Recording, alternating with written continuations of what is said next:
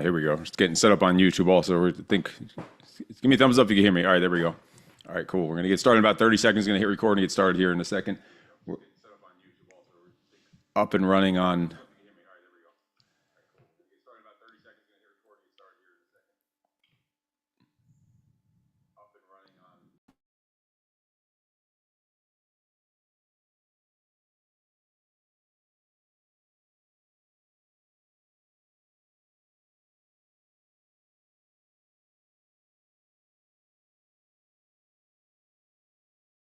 Just gives about 30 seconds. Just having a little audio problem on YouTube. Just 1 second.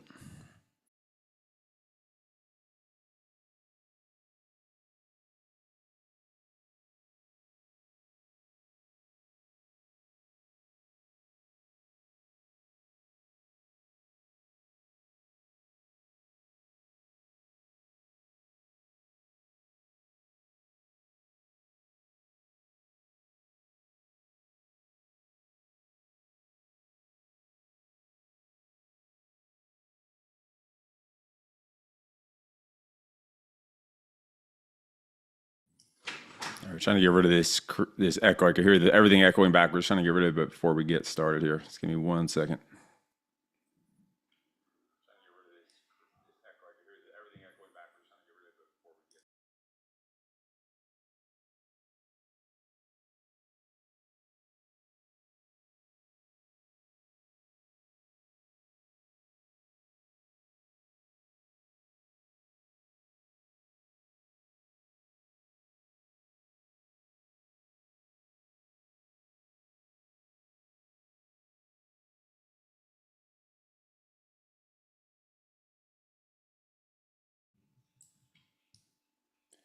Tyson, how about now? No echo?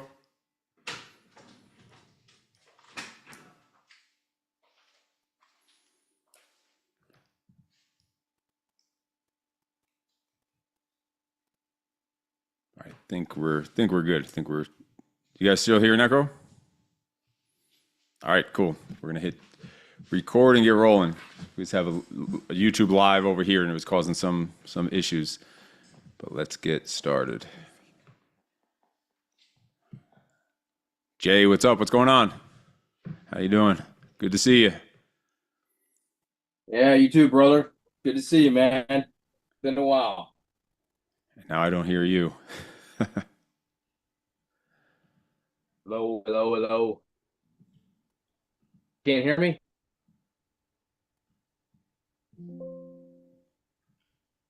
Nothing. I don't hear you for some reason. Tyson, unmute yourself and talk. Let me see if I can hear you. Hello, test. Can you hear me? No. Yeah. All right, we're gonna have to cut the stream. Or maybe if you unmute live when they talk. I know what to do. We don't need Now we can hear him. We don't need it on YouTube. Okay. Tyson, test again. Hello, can you hear me? Why do I not hear you? But he is unmuted, but he's muted here. You see his microphone is... Tyson, you're showing muted. I'm unmuted now. Can you hear me? Jay says that he hears us. Can you guys hear me? And we don't hear you for some reason. And we were hearing him before. I can hear everybody very, very clearly, if that helps. Yeah, I heard that guy too.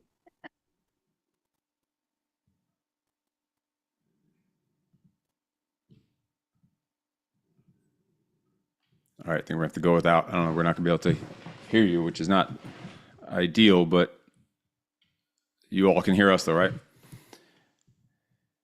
All right. Yes, I can hear you guys. Yes. Yeah. So if you need anything to add in or answers or anything, just type into the chat. We'll use because I don't know why we can't hear you now. Now you hear us and we can't hear you.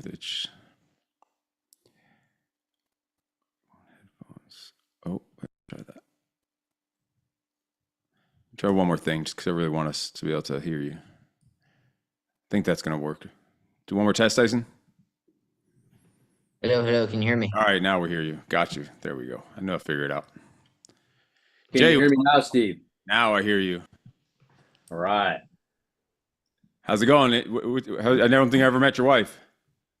Yeah, no, never did. It's my wife, Jeannie. He's one of the MDK instructors, modern day knight, Steve Eckert, Marine Corps. Don't believe any of the lies that he told you about me. They're not true. All right, now I we think get that's the all. first time I ever saw you smile, man. Right there. All right, awesome. Sorry. Yeah, we're gonna get recorded and get rolling. We have live on here and also on YouTube all set up. We got all the audio figured out. Let's do it. All right, so we're gonna be going and sharing the screen here. So just let me know when you could see the screen, and we are gonna roll.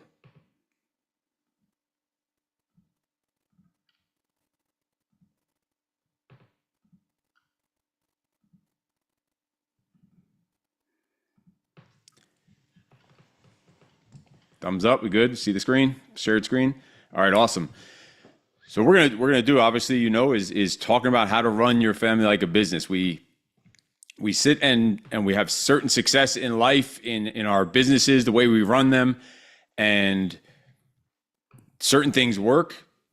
And then you look on the personal side in our family, and maybe things aren't as a tight ship or as disciplined. But why would they not be? Really, it should be vice versa. It should be the other way around. We should be getting our house in order first and lock that down, and then that's going to help you have more.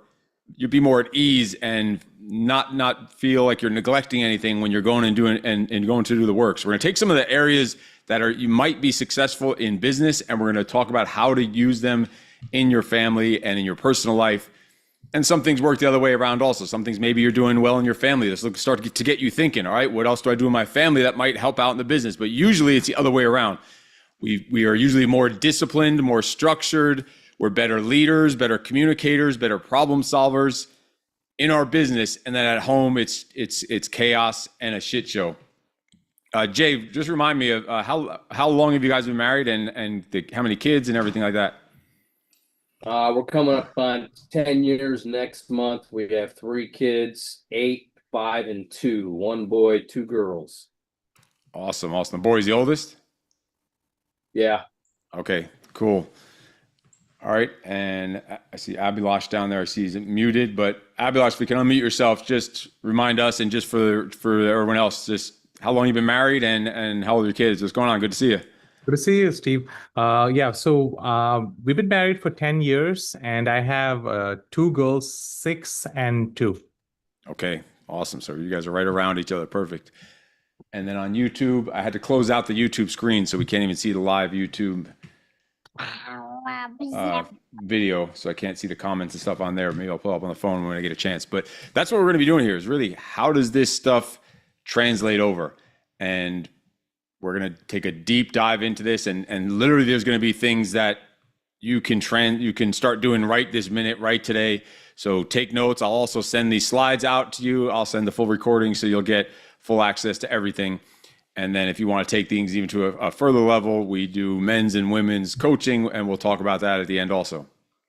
So when people first ask me what I do for a living, the first thing I say is I'm a husband and a father. And that's really what it comes down to. That's really what I am. I feel like if you're a husband and a father and you focus on that, whatever else you do, whatever profession you decide to do that you have passion for, it's not going to matter. You're going to end up doing it well. So that's really what I say when people ask, what do I do for a living? And fatherhood is my number one career. There's nothing more satisfying. Really, there's nothing harder, but also nothing more satisfying, as you guys know here on the call. Nothing more rewarding, nothing more impactful, nothing that gives you more purpose, and nothing that gets you out of bed early in the morning. We don't get out of bed early to go to work. We get out of bed early because we have people in our life. We think we're stressing over work. We're not stressing over work. We're stressing over wanting to be the best providers, the best leaders for our family. And sometimes that translates into work. That's why this whole running your family like a business intersects. And we're going to break it down into so many different areas that's going to make sense. I also say like really the purpose of this call here is to learn how to create a life you don't need a vacation from. Learn how to start living a life that people think you're lying about. Learn how to build a legacy that you don't have to wait a lifetime to start living. And it all starts with getting your house in order. And with getting your house in order, I have a saying, you should be fast to work, but even faster at home. And we're just going to kind of do an intro here just to get you up and running and kind of get into the mind frame that we're talking about before we go into actual strategies and tactics and frameworks. But fast to work, faster at home means you love what you do. You wake up in the morning and you have that fire to get to where you can't wait to get to work. You can't wait to go and help the people that you serve or whatever it is that you do because you just love it. It's your purpose-driven work. You actually like what you're doing. You get paid well for it. Like, you should be excited for work. You should not be one that wakes up in the morning and knowing you have to get to work and it's Monday morning and you're just like, oh, fuck my life. And you're all depressed and down and out. And you have that even Sunday, if you have a regular Monday to Friday kind of work schedule, on Sunday night, you're sitting and thinking, you already feel that weight and that pressure because you have to go to work. You should feel excitement on Sunday night. And it probably starts early when we're kids, when you're going to school and you're going to school Monday through Friday and then you have the weekend. I remember as a kid on Sunday night, the whole Sunday was really ruined because you just always had that idea of going to school the next day. It was like weighing down on your shoulders. And I think if that's the way you're dealing with work, there's something to look at. But then as much as you should be excited to be fast to getting to work, when work is over, you should be even faster coming home. So excited to get back to home, back to your family, because that's just your place of peace. That's your oasis almost, where you just can't wait to get back to. Like, we were on a date night, and we're going to get into date nights in a little bit. We were on a date night, this is a while ago, and it was a restaurant that has like a bar sitting there. And it happens every time, no matter what restaurant you go to. And we're sitting there, our date night starts at 6:30. We're there by like 7 or whatever, ordering food. And you see at the bar, just lined up for the most part, these men by themselves in what looks like work clothes, like a suit type thing, where the top button is undone and it's now coming out of their dress pants. And they obviously came from work, and they're going to the bar and sitting there, and most of them look unhappy. They look unhealthy. They're overweight, and they're sitting there at the bar at 6:30, 7, and that's when we're getting there. And then by the time we're done eating at 8:30, they're still sitting at the bar, ordering the drinks. Everyone knows their freaking name, like it's Norm from Cheers, and they're eating unhealthy shit.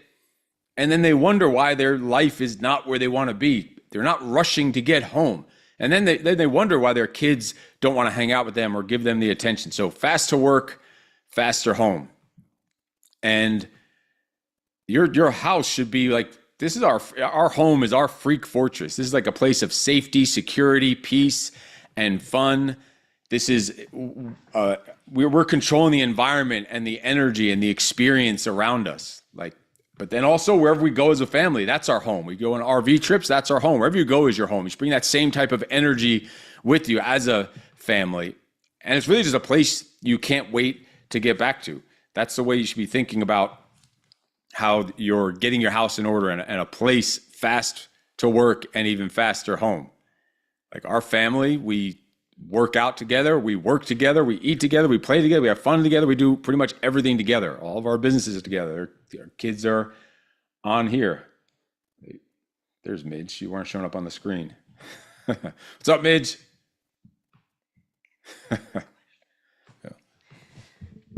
Hello, everybody. I'm Eva Eckert. So welcome again to the Zoom.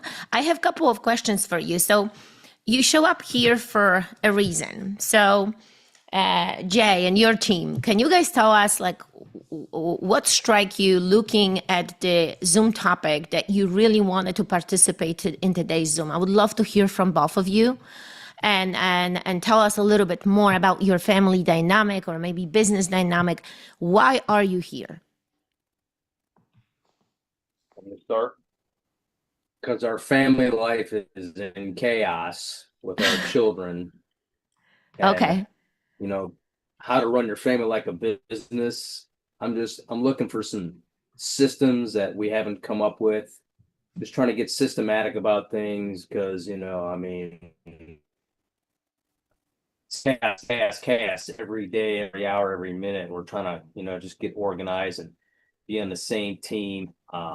parent our children the same way, just navigate through life. And like, everything you're saying, having family first is, we live in a fifth wheel, and we've been doing full timing for about 4 years now. And we're just starting to slow down a little bit and get a little piece of land and build, but we still want to travel. And bringing all that together with children, we don't really believe in the public school system. My wife does homeschooling. She's part of a homeschool community. My background is in sales, typically solar sales, but I do a little bit of an array of different things. But we want to make work second. We want to make family life first and doing everything together. So the inspiring thing about your topic was, hey, I need to get some new ideas. Maybe you guys got some ideas and some systems that we just haven't come up with or figured out yet. So I'm looking for solutions. So that's what intrigued me the most about this. Wonderful. And you guys also do home schooling, which we called home lifing, because it's no longer schooling, it's the life, right? We teach them life, how to live. So this is wonderful. Anything that your wife would like to add? Because women look from a different angle, right? So anything else that you have in your mind? Well, for me, Mhm. sorry, my voice is going in and out. So I hope you can hear me, but Yes, we can. good. So for me, I feel like I have systems when I'm parenting the kids on my own, but we're not on the same page. So when Jay comes in, he kind of has his own ideas and his own program. And so I think our biggest challenge is getting on the same page. And I feel like that's where the chaos starts. Okay. Yeah. So I have the way I do things and how I'm functioning when he's at work. And then when he's home, it's completely different. And so it's trying to bring that together, I guess, for me. Okay, so we're gonna be getting into these different blocks and stages, and I think you guys it's gonna click on you when it's gonna be the most important, valuable part for you. I have it in my head, but I want you to almost find it on your own during the presentation. If you don't, then I would point things out, but you definitely gonna get it. So thank you for sharing. This is awesome. And the fact that you guys are here and want to take notes and implement something new, that's fantastic. So thank you for sharing. Now, Abhilash and your team, can you guys tell us a little bit more about your family dynamic and why you have decided to show up in today? Well, I was part of the Father Alliance with Steve, I think about 2 years ago now. Yeah. And that was actually very foundational because me and my wife, we got a rhythm from the men's fellowship oh my God, I forgot. Yeah, I forgot the name of the group that I was with Steve. But Free Father Alliance. Yeah. yes, Free Father Alliance, yes. And so yeah, it was really helpful because we were able to get into a rhythm at home, getting bedtime routine and stuff. And my daughter is 2 right now, but I think around the time I joined, she was less than 1. And we were able to build a rhythm around it. But at the same time, there is a difference between I think we have a good balance in terms of meetings. But the reason why I joined over here is because I wanted to fine tune it, because running your business running your family as a business, that's a novel concept for me. So I really wanted to learn more about it. But as of right now, we sort of have a good rhythm at home. But again, part of it is also because of the Free Father Alliance, and where we were able to I was able to learn a lot of things. Maybe I was able to learn a lot of things, and I was able to optimize, if that makes sense. Okay, thank you so much. So, but looking at your family right now, what is the hardest for you guys? The hardest thing, it comes into your mind always, every day, it's there. What is the hardest? I think it has to do with more, I think for us, me and my wife, we're trying to have a better system, because my kid, this one is very, very hyper. And so she forces us to be disciplined. So I think for us, the one thing we're trying to improve at this season is just having me time with me, it's me and my wife sitting down and making plans for the rest of the week. So that's one place where me and my wife struggle with. But we both have like a shared understanding on a rhythm, but there's a difference between rhythm and structure, right? So that's sort of like, so I feel like the word I'm looking for is structure. Structure. Okay. Thank you so much. Perfect. That's where we're going to get tons of structure, literally step-by-step structure here on some things, and entire frameworks for you to work on. So that's awesome. All right, let's keep rolling.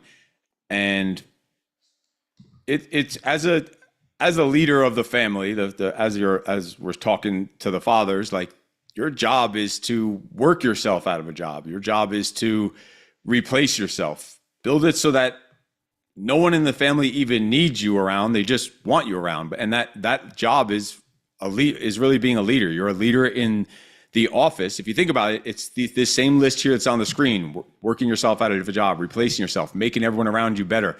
You probably do that at work if you're a leader at work and you lead people and you have people around you and underneath you.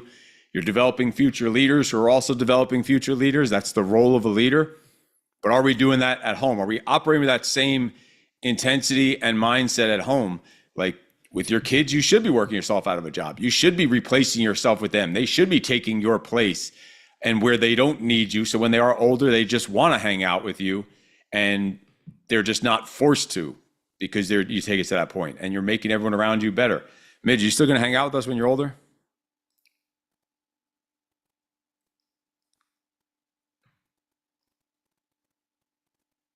I think you're trying to unmute, or maybe you're either trying to unmute or trying to disconnect from the chat. Maybe, I'm not sure. She's leaving. You're blocking us on there. But we're going to keep rolling. So in the business, you have leadership and teamwork and communication and problem solving. And because I'm assuming you do, because you wouldn't maintain your position, you wouldn't have a job still if you didn't do these things. Think about it at work. Every job, no matter what you have, is a commission job.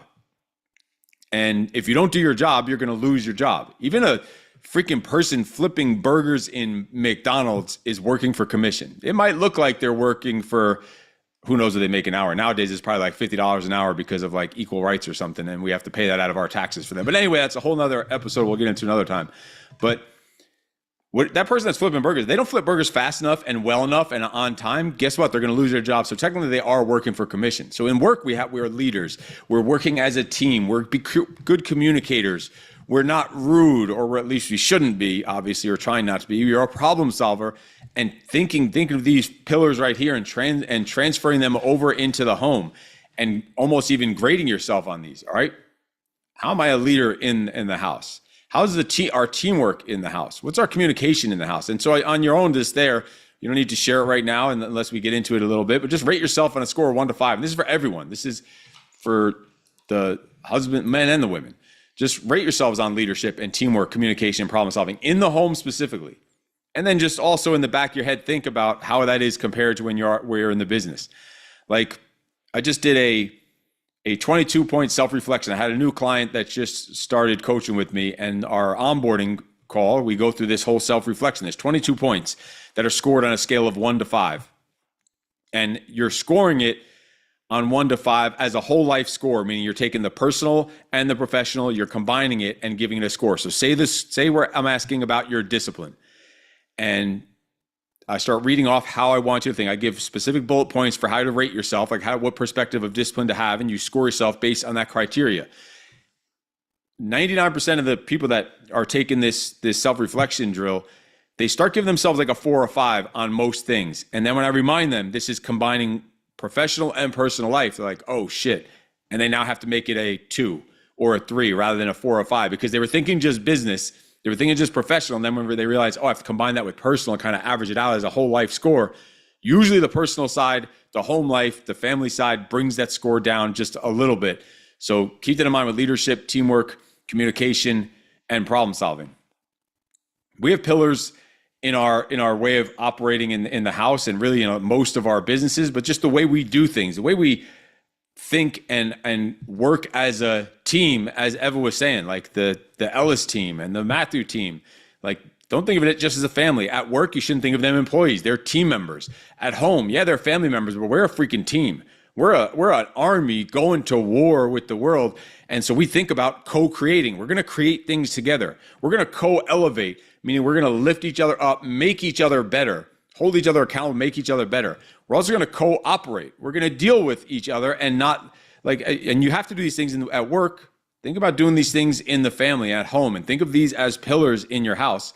And if we do co-create and co-elevate and co-operate, we're going to freaking co-dominate on everything that we're doing as a family, as a team, just as you would in work, in business, if you co-create, co-elevate, co-operate, and co-dominate. So let's really quickly talk about roles in the team. And I was looking forward to this one today because let's talk, like, you should know in the business, this person does marketing, this person does sales, this person answers the phone, this person cleans the floor. This person's the leader, this person's second in command, whatever it is. Here's this team, that team, there's communications, whatever it is, the roles. Everyone knows their role. Everyone knows what's expected of them. What about in your family? Does everyone in your family, and even the young kids, even the younger kids, depending on what age they are, obviously it's going to be a little harder with some young ones, but you should still start integrating them into this from the youngest age possible. Like, our kids were in the gym working out with us since before they could even walk. They were in the gym. They started seeing the standards that we set. They started knowing what their roles were and what their jobs are around the house as soon as they could even comprehend that, and even probably slightly before that. And sometimes they pretend they can't comprehend their roles when they don't want to do them, but they get it done. But you should have roles. Like, just last night, like, you should know who does what in the house. Just last night, it's like perfect timing. Perfect timing. Just last night, every night, we trained hard every day. Yesterday, we did 2 long, hard training sessions. We did jujitsu late at night, all beat up. And we have protein shakes every night after dinner, so like about an hour after dinner. Last night, on a crazy hard training day, when it's time for protein shakes, someone says, I don't feel like making protein shakes. I don't feel like it. This is real, guys. This literally just happened like last night, late last night. I don't feel like it. Why do I always have to make the protein shakes? Okay, this is a good point. So my goal is to have Tyson take over sometimes from me, right? But things like this happen in life. So we say as it is, and and the next day, it's the funniest part. You feel a little bit bad about it.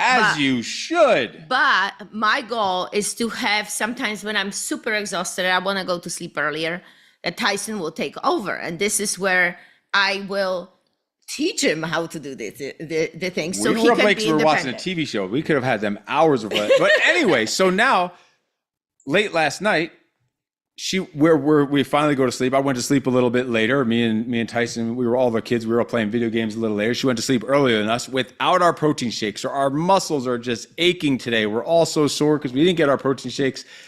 So when I go to sleep, I go upstairs, I get in bed. And this is all just happened. It's funny. And I'm laying there. I'm trying to fall. I can't really fall asleep. I'm thinking about jujitsu. It's kind of late. I'm thinking about doing this Zoom, and it's now like 2, 3, 4 in the morning. I don't even know what time by now. Great. And I start hearing someone screaming and yelling, like in fear for their life. And I look over, and it's her sleeping, must be having a dream, literally yelling out loud at something like someone's, I don't know, a car. I don't know what was going on in the dream. I still don't know. She never even told me. But I had to wake her up, and you're like having some kind of like dream. So she wakes up. But imagine if she was making the scream, like worried because someone was down, like she heard someone kick in the door downstairs. Let's just say that was in her dream. So next time someone kicks in the door downstairs, I'm going to say, you know what? I don't feel like checking on who's at the door downstairs. Why don't you go do it sometimes? I don't feel like it. So the point is, we have our roles. You should have your roles. I mean, we're halfway joking, but we really do want our freaking protein shakes. But you should have your roles and know who does what and stick to it. I don't always want to wake up at 3 a.m. and go downstairs and check what happens because we hear like one time we heard a door alarm, like the alert that a door opened up in the middle of the night. I don't want to have to go down there, but that's my job and my role. And so set your roles in the family. Know who's responsible for what and who is doing what. And the same way, set boundaries. No, like if we work from home and you guys homeschool, we homeschool also. So we're all here all the time. It's impossible to get work done at home, or if you're having to do extra work, even if you don't work from home, if you don't set boundaries. You need to set clear standards, clear boundaries. Then you need to set those standards and boundaries, live those standards and boundaries, and enforce the standards and boundaries. Like we have a little sign on our door from Amazon. It was like $10 that just rotates around, like they're color coded. One of them says, please knock. One of them says, in a meeting. One is do not disturb, and out of office. So that's a simple way to set boundaries. Even before that, we had a rule, like if I was in my office, one light little knock on the door. If I don't answer, another light little knock. If I don't answer, I'm unable to answer the door in my office. And respect those boundaries, set the boundaries, respect them, live them, and then enforce them. So you should have boundaries about how your day's going. Like we all need time to ourselves. We all, and we're going to get into that when we get into the different types of family meetings and stuff like that. But set clear boundaries. We don't need to go into really what ours are or anything like that. Just know that you need to do that in your own family. Like you should have boundaries about how you operate as a family. And also the same way with standards. In your business, in work, you have standards, you have a mission, you have a vision, you have a value, you have values, you have goals. Does everyone in your family, even if your kids don't understand or comprehend that yet, just as a married couple, do you know what the mission is? Are you on the same page with the vision? Do you have core values? And we're going to get into core values in a second and share ours with you so you can get an idea of what family core values might look like. And do you have goals? Do you have short-term goals? Do you set weekly goals with each other as a family? Then do you have the long-term lifestyle goals, like the life that you want to live, the type of life you want to live? And revisit those on a regular basis and check in on those and make sure that you're living up to that mission, vision, values, goals together as a unit where you're cooperating according to mission, vision, values, and goals. You're co-creating, co-elevating, all in alignment with these goals. Like you need to have these talks. These sometimes they're hard conversations to have. And that's what we need to do is do the hard things sometimes. And sometimes you have to give some brutal, raw feedback. A lot of times we don't give feedback in the family. In the office, you have like your whatever quarterly reviews if you have team members underneath you. And this is also for anyone on YouTube. So we'll talk specifically about the people live on the Zoom, but also just in general, like you have the people on your team. Are you all on the same page? Do you have the same mission, vision, values, and goals and standards?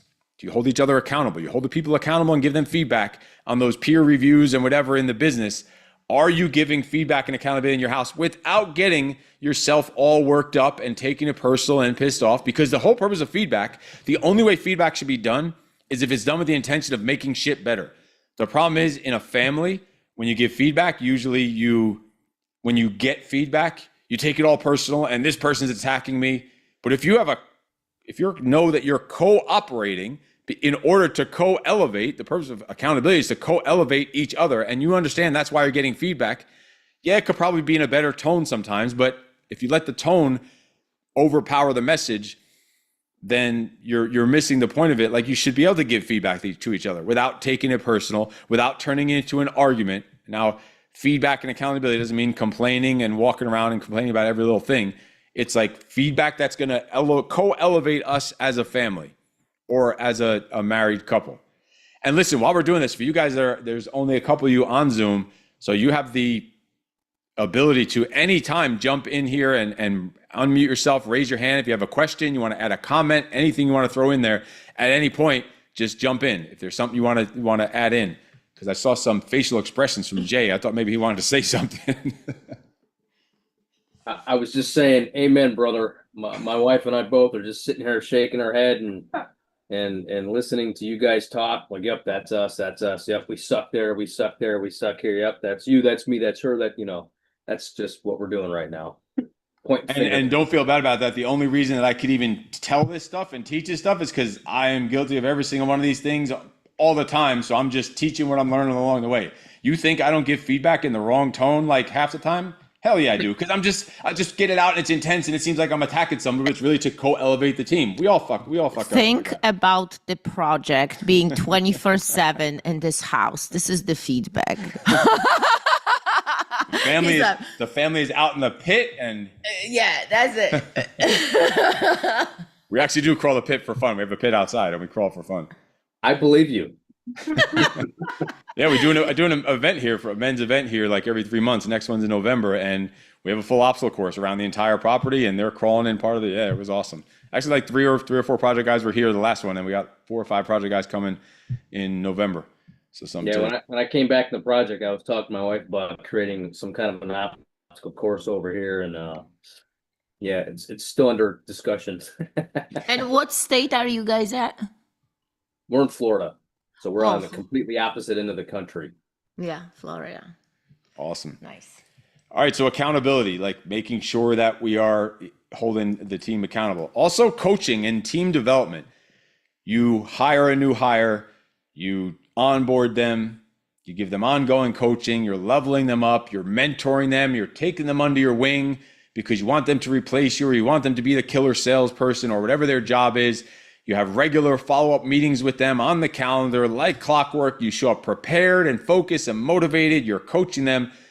How are we doing that with our kids, with our family, even with our family, with each other? Like, you should be coaching each other on things, even as a couple. Like, how are we doing with development, team development? Like she said earlier, again, you're a freaking team. How are you doing with developing that team? Are you consciously, intentionally, regularly teaching, mentoring, and coaching each other, the kids, yourself, to make yourself better, working on your own personal development, and then sharing what you're learning? And we'll get into all the ways of how to share that stuff and work on that stuff. Meetings is the next area. And we're going to jump right over. We're going to jump into the actual different types of meetings and how to run a family meeting in a second. But you should know, what do you want your family to be like? What is the energy or the thought of, like, all right, what is our family like? Like, can you even answer that question? Can you say, what is our family like? And you're probably like, you know what? I don't know. Does your family have its own identity, its own personality? And for us, we want our family just to be kind of cool and have fun. We want it to have a different vibe, a different energy. We want it to be just freaks, just being ourselves. Freak just means to live a life of freedom, being ourselves, living life on our own terms, in our own way, with our own energy and attitude, but also doing all that. It's kind of crazy and energetic, but also with pure freaking respect. So all the fun and the vibe and the being our freak selves, but with also being a family of respecting ourselves, yourself, respecting the other team and family members, and respecting really just the family in general, the entire idea of the family and the way we do things. And think about it, your office has its own culture. Does your family have its own type of culture that you can even describe and put in words and has a feeling and a vibe to it? What is the culture of your family? That's pretty much what the question of what do we want our family to be like is like, what's the culture? You have a culture of the business. You know what the company is. What about the family? And that when you start operating this way, it starts becoming not just one person's way or another person's way. It becomes our way as a team. That's what the co-operating and co-dominating is all about. It becomes the way, just the way you do things as a family, the way you operate as a family. So next, we're going to jump into core values. Your business, I'm sure, has core values, and most people in companies don't even know their core values of their business. I do leadership workshops around the country where I'll go into a team and we'll work on teamwork, leadership, communication, problem solving, and then their own personal development and discipline. And we do a core value section, and we make them turn their phones off, and they all get a piece of paper and a pen, and that's it. And they have to write down the company's core values, word for word, in order. And if I took the numbers, the statistics and I've done this with tens of thousands of people, less than 40% of those, probably far less, I'm thinking probably 30%, if that, of the people that we do this with actually knew the company's core values. And the majority of the time, the head leadership team, like the leaders, same percentage. The percentages didn't go up on the leadership team. I went to one freaking company where the owner of the company got the core values wrong. He's a fucking owner and he got the core values wrong of the company. It's crazy. So, but you should have core values in the business, whether or not you know them or not. First thing, like all these things too, should be sparking in your head and checking down. Like, yeah, we have company core values, but I don't know them, or I guarantee the team members don't know them. And if I don't know them or the team members don't know them, how can I hold the mirror of the core values up to them when they're performing? So don't just take this as face value of what we're talking about. Let this spark other ideas in your head and just take notes like, shit, we need to work on our core values in the company. Does anyone even know them? Do we live by them? Are we even operating them? Are they outdated? Do they need to be evolved? We need to change them. Do we need to get more input? So you should have in the business, but you definitely also run your family like a business, should have family core values. And here in a second, our two little freak kids are going to share our core values with you. And it's just our free code. We call it our free code, the core values. And the core values give you a destination and a compass when you have core values. That's how you cooperate together when you're living according to the core values. And we have the core values. Are all of us perfect with them all the time? No, but we know what we need, the standard we need to hold them against. So when you know the destination, you know where you're going, and you have a compass to point you in the direction of that destination. So you're moving at the right trajectory, the right direction, the right velocity, the right speed. The core values is what keeps you in alignment with that. And you need to create those core values. Just just curious, do any of you guys here that are on live have family core values? Like established, written, known core values, family? No? That's what's in the, Yeah, put them in the vows. no, the, what we do every morning. Oh, our morning Yeah, benediction. yeah. So you have something, some form of it? Awesome. Mhm. All right, so we're going to start with our core values coming up. And I'm not sure who's going first out of the two of them, but Tyson and Midge, you guys are up. All right, I'll be going first. I'll be going first here. So just to get it started, get the core values started, we're going to go with number one, discipline. I will maintain discipline as my foundation in everything I do and say, physically, mentally, and emotionally, never making any excuses and staying in the green.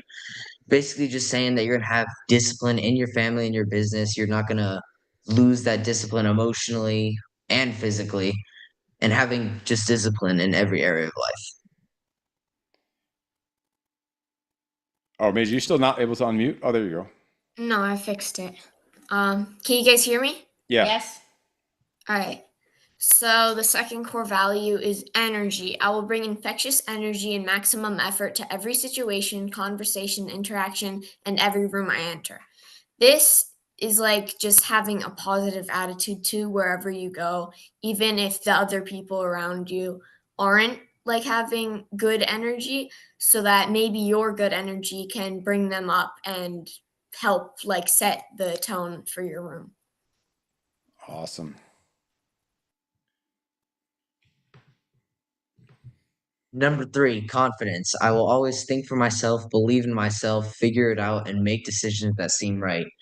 This isn't just figuring things out, it's also being confident in everything that you do, believing that you can do something and overcome obstacles and different problems in life, both in your family and professionally.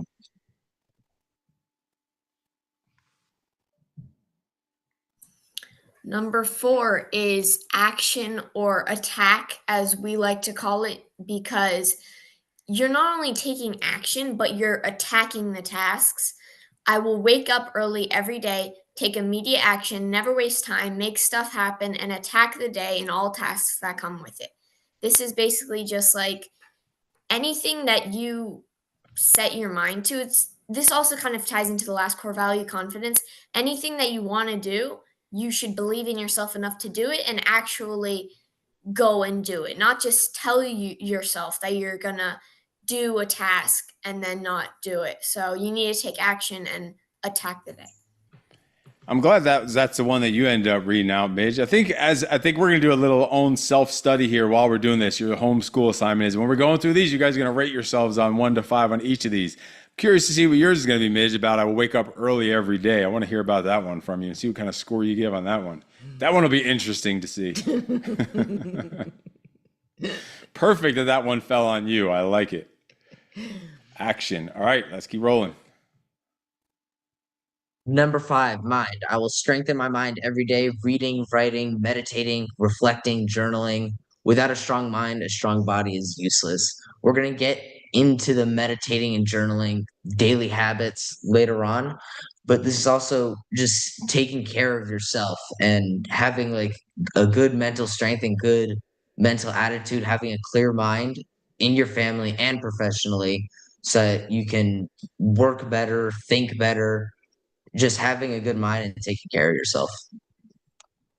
Yeah, I love the part about without a strong mind, a strong body is useless. Like you, one without the other there's no point. You need the whole package. Yeah, can I just mention here something? So just recently on one of the coaching calls that I was hosting, we were talking about how my clients' parents get up each morning. They are a little older people. And the moment that the first thing that they do is listen to the news. So think about it, listening to the news. News always broadcasts the worst, right? The most tragic things, the most negative things. And it's the first thing in the morning when you bring this into your mind, how can you have a good energy, a positive attitude? Just think for yourself. The first fear is like the first thing is like an injection of fear, right? So by reading, by educating, choosing the good topics, the good books, the good biographies that will give us some positive soil, good soil, so we're not gonna have this negative thoughts like weeds. I think of them like weeds, but we're gonna have that beautiful garden of flowers when you're gonna have good thoughts coming into your brain. So think about it, like how often like on a daily basis, how do you start your day? I mean, we're gonna go into the habits, but right there, like what do you read? What do you spend time on? Maybe you spend time too much on watching some Netflix show and not enough of reading. Maybe you spending time on doing things that you shouldn't, because then it enters your mind and maybe slow down what you should be doing, spending time with your family or playing outside or spending time on building your business. Yeah, and then we go in, I don't watch the news at all. I stopped watching the news, I don't even know, over 10 years ago. We'll go in the gym and where we stretch and we lay to stretch and foam roll before we work out. We all go to the gym together, all four of us. Up on the TVs, they'll show like some sports thing, maybe a weather thing, and then like two things on the news. And it's always just like a car chase or someone got beat up in a parking lot or whatever it is. It's always in California, it's always a car chase. I don't know if you'd think they watch the news and realize no one ever gets away on the car chase anyway, but they always show the car chases through California. It's like, why? And they'll follow it, the helicopter, and they have the reporters, and they're like giving you the update for like 20 minutes on them just following a car who's like someone who just had like an expired license and they're chasing them. And because they ran, like who the hell needs to see that? And then something stupid will come on the screen and one of us will mention it. And then everyone else needs to kind of check them and give that feedback and accountability. And like, we're trying to get ready and focused for this workout. Don't even bring that stupid shit up. Don't even watch it. If you do watch it, don't even let it infiltrate your mind, and definitely don't bring it up to other people. Like, I wouldn't even know who the president was if it wasn't for like having to be on social media for like business and connecting with friends. The only reason I know who the president is because I see people go and comment, be like, oh my God, I'm leaving the country. The orange man won. I'm leaving the country. So I assume that tells me who the president is because the orange man won. But anyway, I wouldn't know even that because I just don't follow the news. What are you smirking at, Midge? All right, let's keep this rolling. Core value number 6 is body. I will strengthen and build my body every day. Without a strong body, a strong mind is useless. So this is similar to the last core value, mind. And like Tyson said, without a strong mind, a strong body is useless. But this goes the other way around too. If you are like, you're really smart, but you aren't capable of like doing things that require strength, your mind isn't going to help you at all. So you need both of those things to balance it out. Very nice. And it's funny, she automatically just thinks of strength, and she probably was about to say, like, if you need to like defend yourself or you need to carry someone out of a burning building, because that's like the default way that we think, but also just being healthy. Like, what is good as being a genius and smart if you're not just healthy in general. So the body part is really just taking care of yourself. Like, no point in building that empire if you're freaking fat and out of shape and eating shit and unhealthy and drinking alcohol and vaping and all this other stupid things that people do. Let's keep on rolling.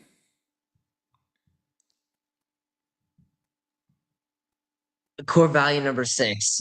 Listen, I will shut the F up, listen first, then respond, not letting my emotions Language. We're on Zoom here. I'd like to keep it family friendly.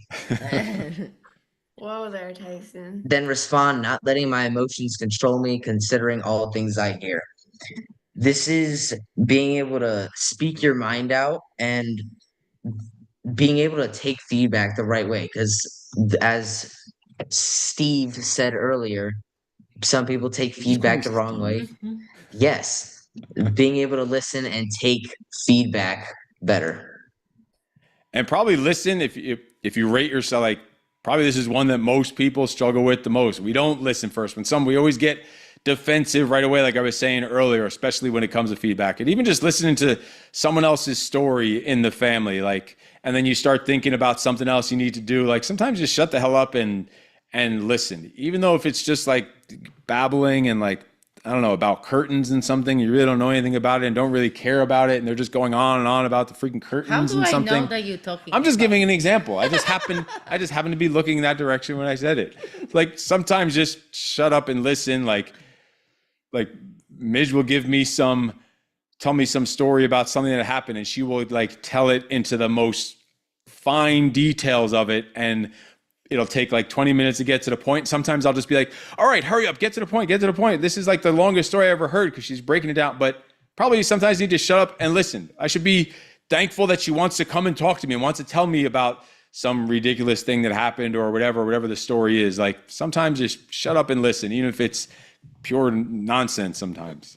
And that's why your mom, which is my mother-in-law, I love her so dearly. She's the most, I think, the most amazing person who knows how to listen. That's why Ivanka and Grandma Jean can talk for hours, right? Because they both listen and they take their time to tell their story. So I think there is something to it, and learn it from people like that.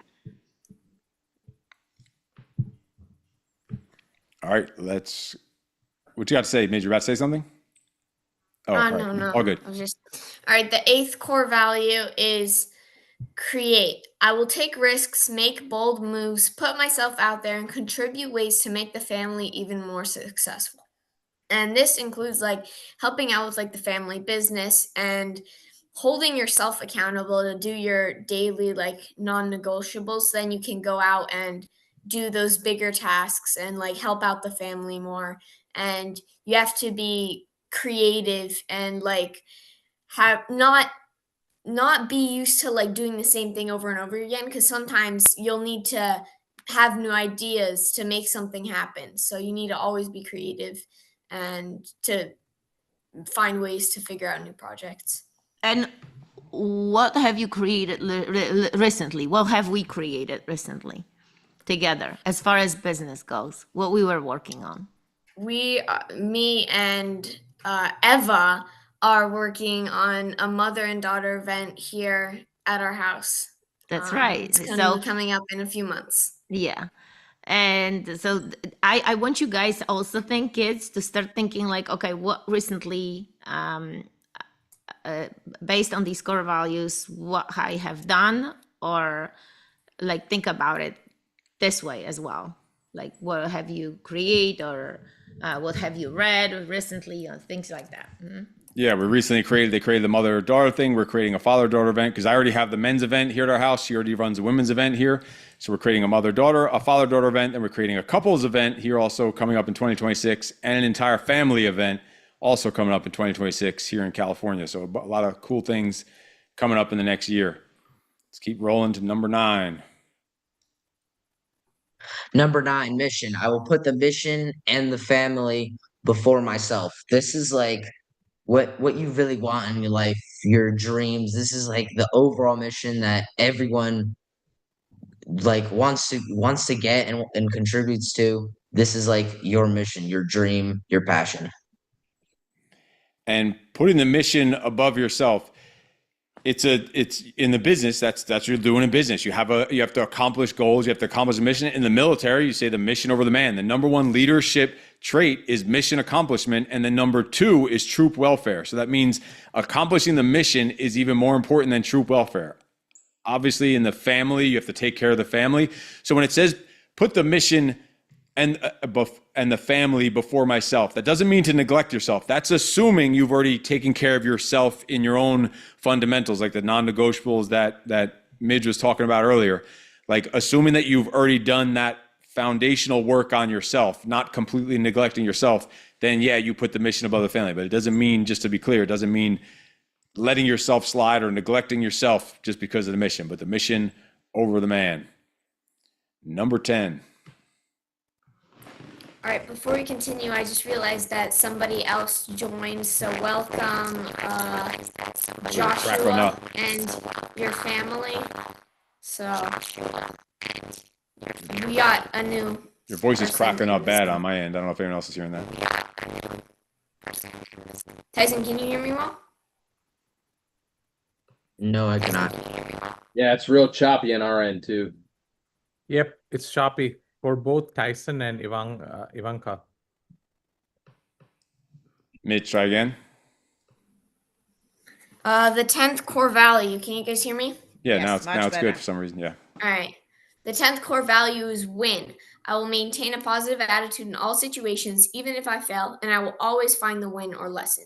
So everyone knows the saying, you can to learn from your mistakes, right? So if you fail, you should always try again to find a way to succeed, or even if you cannot succeed, always find a lesson out of failure. And you can always find a solution to a problem or figuring out a way to succeed, through a task or a project or anything, but always you should be searching for ways to win. Awesome. Let's keep rolling. Number 11.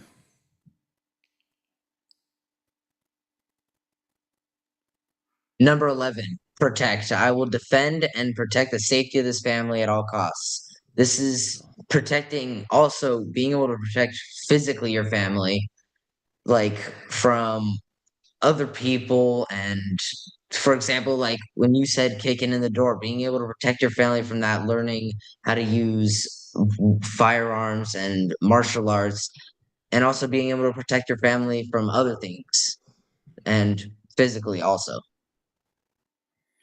All right. Awesome. And the last one, number 12.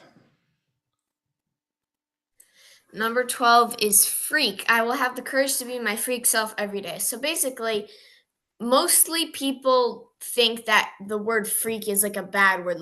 People generally use that in a way to talk badly about someone. But we use the word freak as a good thing to to say somebody's unique. Nobody's going to be the same as you.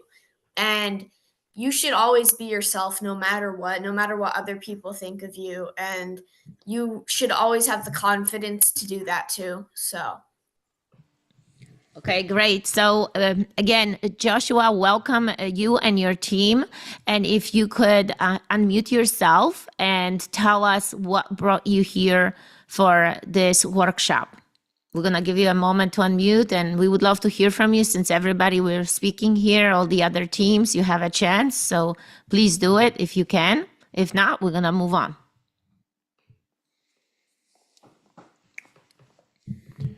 All right, and just wrapping up the core values, we kind of have an operating system and different sayings, phrases that kind of tie into the core values and kind of sum up all the core values together in the family.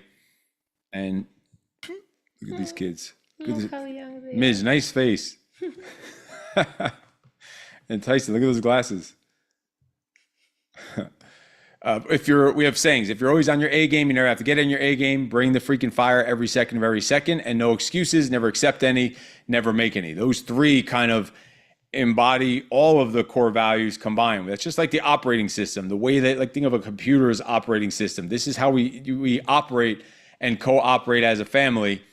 And then we have other just sayings, phrases, just be a freak, be your freak self, stay in the green, which just means control your emotions. We don't need to go into all that, just no excuses, and always reminding yourself that you are freaking awesome. So these are little mantras that we kind of click in our head and our own little kind of language. So it's all part of creating our culture.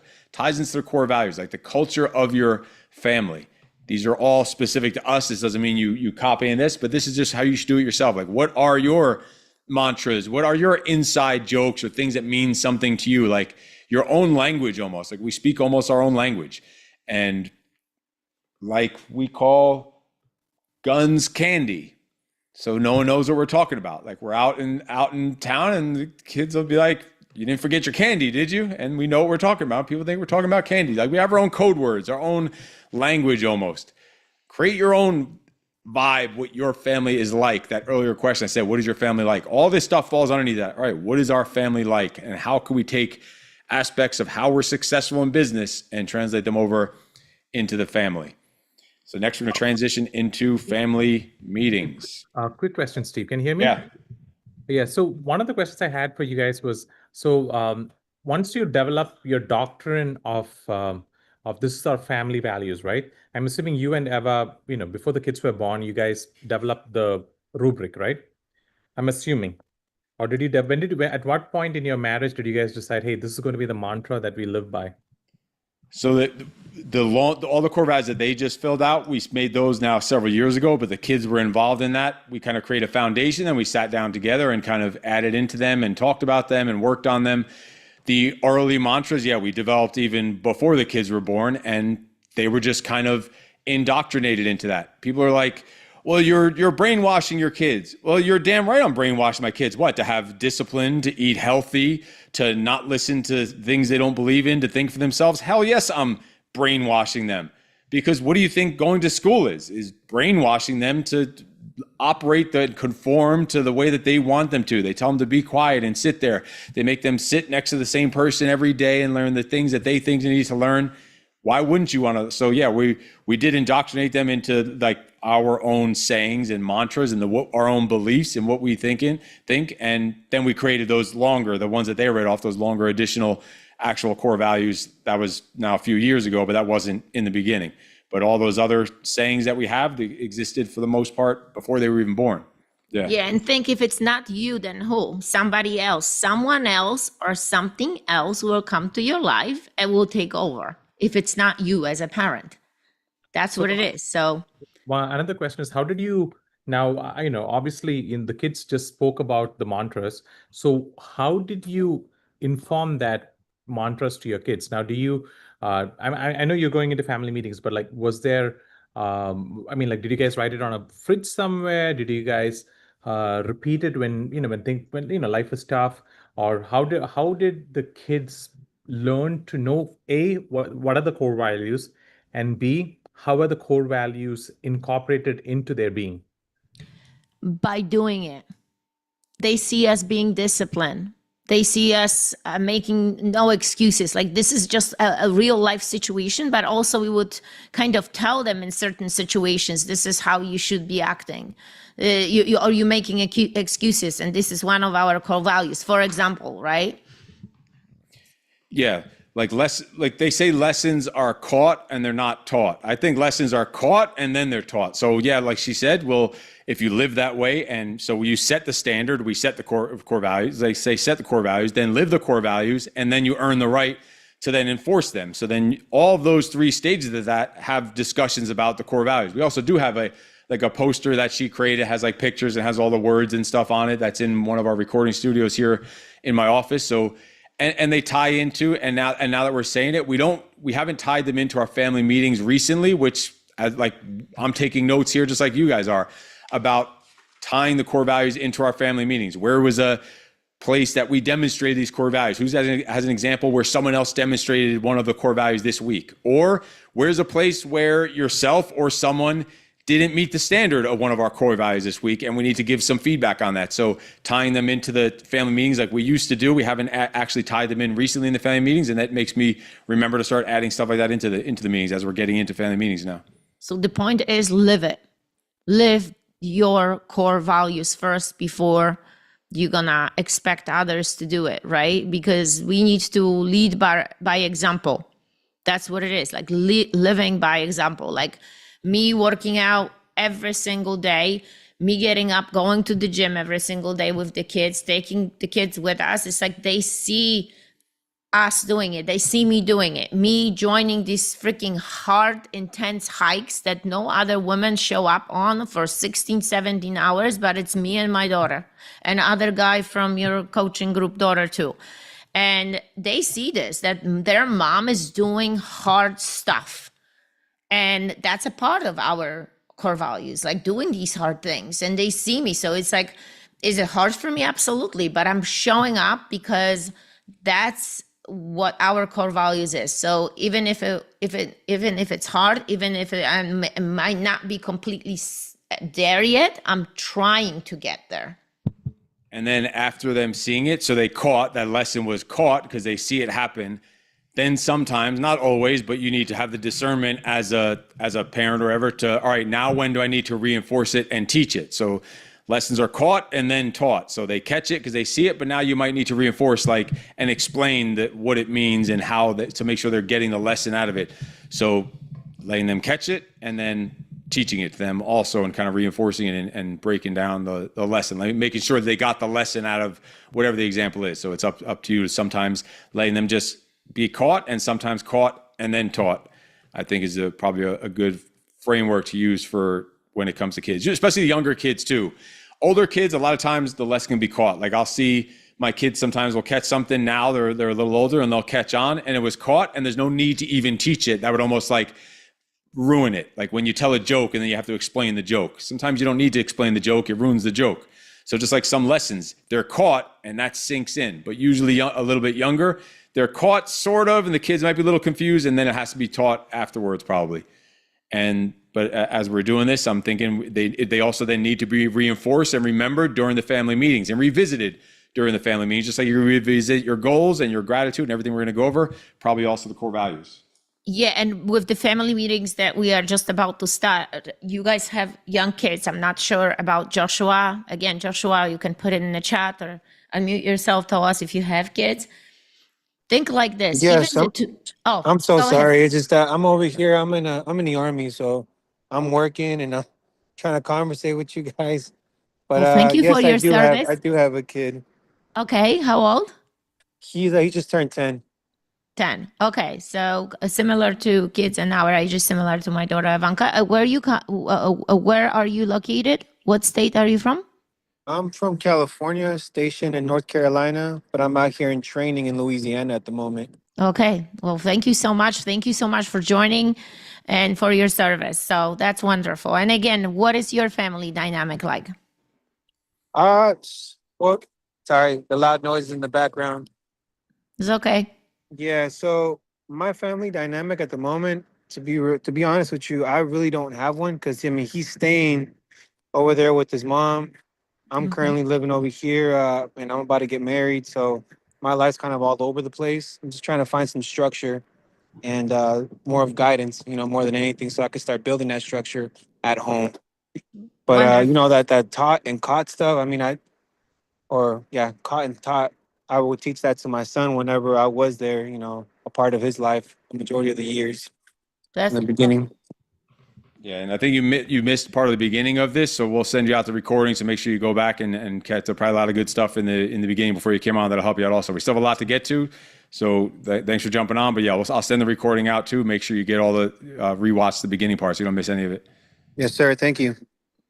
And with your little kids, don't think like just because they're little they can't join the meetings. When we're gonna start the family meetings, think like this: that they can take their own notes in form of coloring or other things, but make sure that they still participating, because here and there they will see a family dynamic.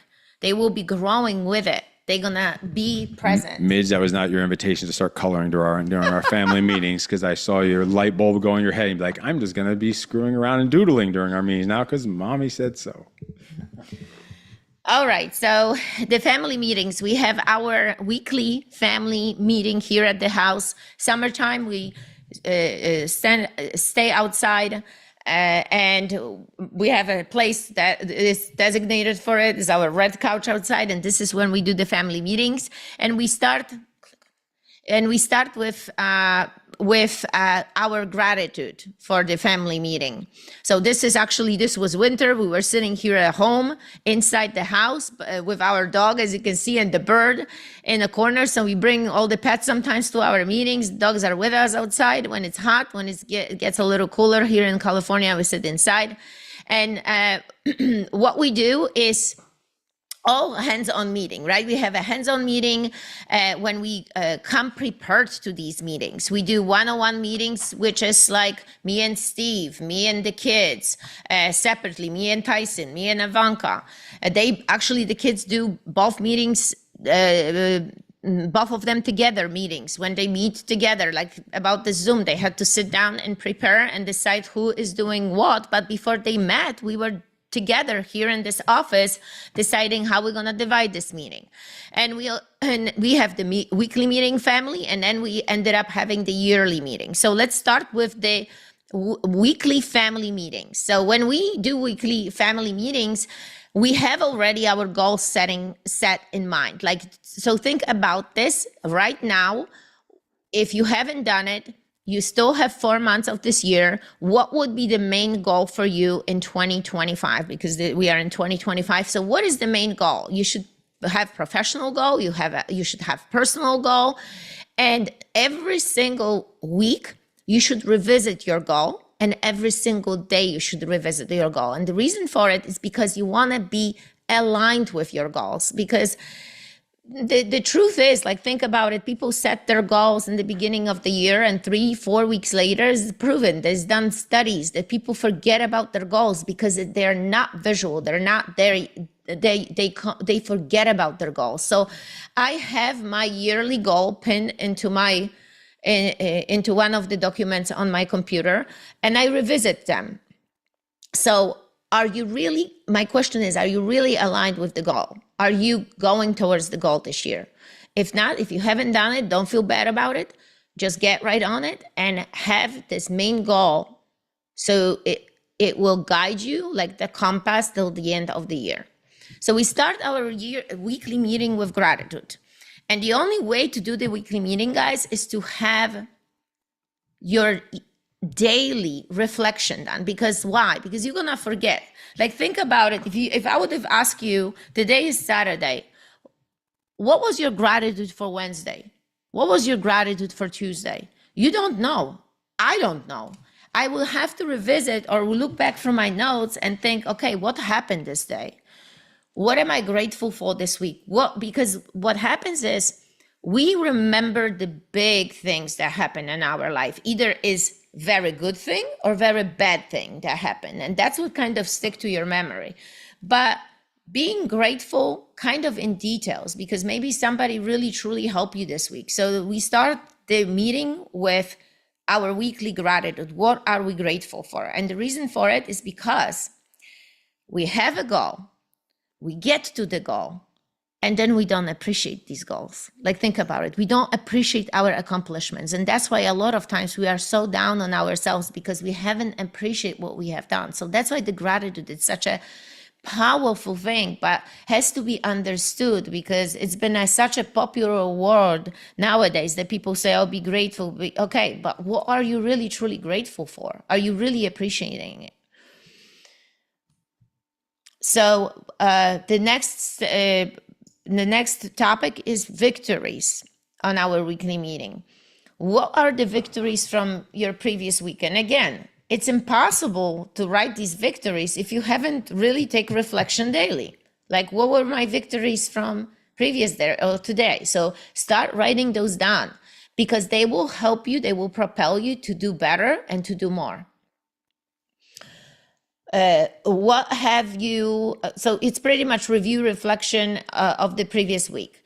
What were lessons from the previous week? So again, I have a separate section for my lessons because we get lessons every single day, but many times we don't write them because we are so occupied with so many different things in life that if you don't write them, you forget about them. But maybe that was a lesson, like from this meeting, right? What are the lessons? We constantly type things and write. You see us writing things because these thoughts come into your brain. So you need to write them. And each person have a different lesson. And that's what the beautiful thing is. When you do these family meetings, you see your kids, how they see the world, how they what kind of lessons they get, right? What was really significant for them this week. So not only you see this, but it also brings you guys closer together. Also, what were the struggles from the past week? Because we all face struggles, and I think sharing the struggle is very important, because then within your group, within your family, within your team, you might find someone that will help you with this, or they will be willing to like help you with this, right? So again, struggles are as important as victories. And the feedback. So this is already, we covered this, Steve was talking about it, that really giving each other feedback from how we were acting, how we were behaving, giving each other feedback, not taking things personally, but if more people tell you that this is how it is, you gotta really take this to consideration. And then we planning and preparing for the upcoming week. And this is where we go over the top priorities, what it's important for each individual person, and we create tasks on the computer, each of us. This is where we talk about schedules. This is where you really ask if you need support or help with. And of course, what will you do for fun, right? Because we can't just talk about the serious things when we don't have fun in life. So this is where we create maybe some trips. This should happen at least once a month, some short trip that you should be doing with your family. And even short get-togethers, like for a day, right? Going somewhere, going hiking, exploring a new town, exploring a new area. We're going over ongoing projects, like Steve mentioned. We're gonna have Steve has the Freak Father Alliance meetup here in a couple of weeks. We're gonna have a mother and daughter event, father and daughter event. We're gonna have family events here next year and couples events. So those are the projects that, because again, it's so funny. Sometimes we just create these similar things at the same time. And then in the family meeting, we share this, or I see him creating something new, then he will spark an idea to create something me, and vice versa. And this is when you start co-creating, co-dominating, co-elevating each other.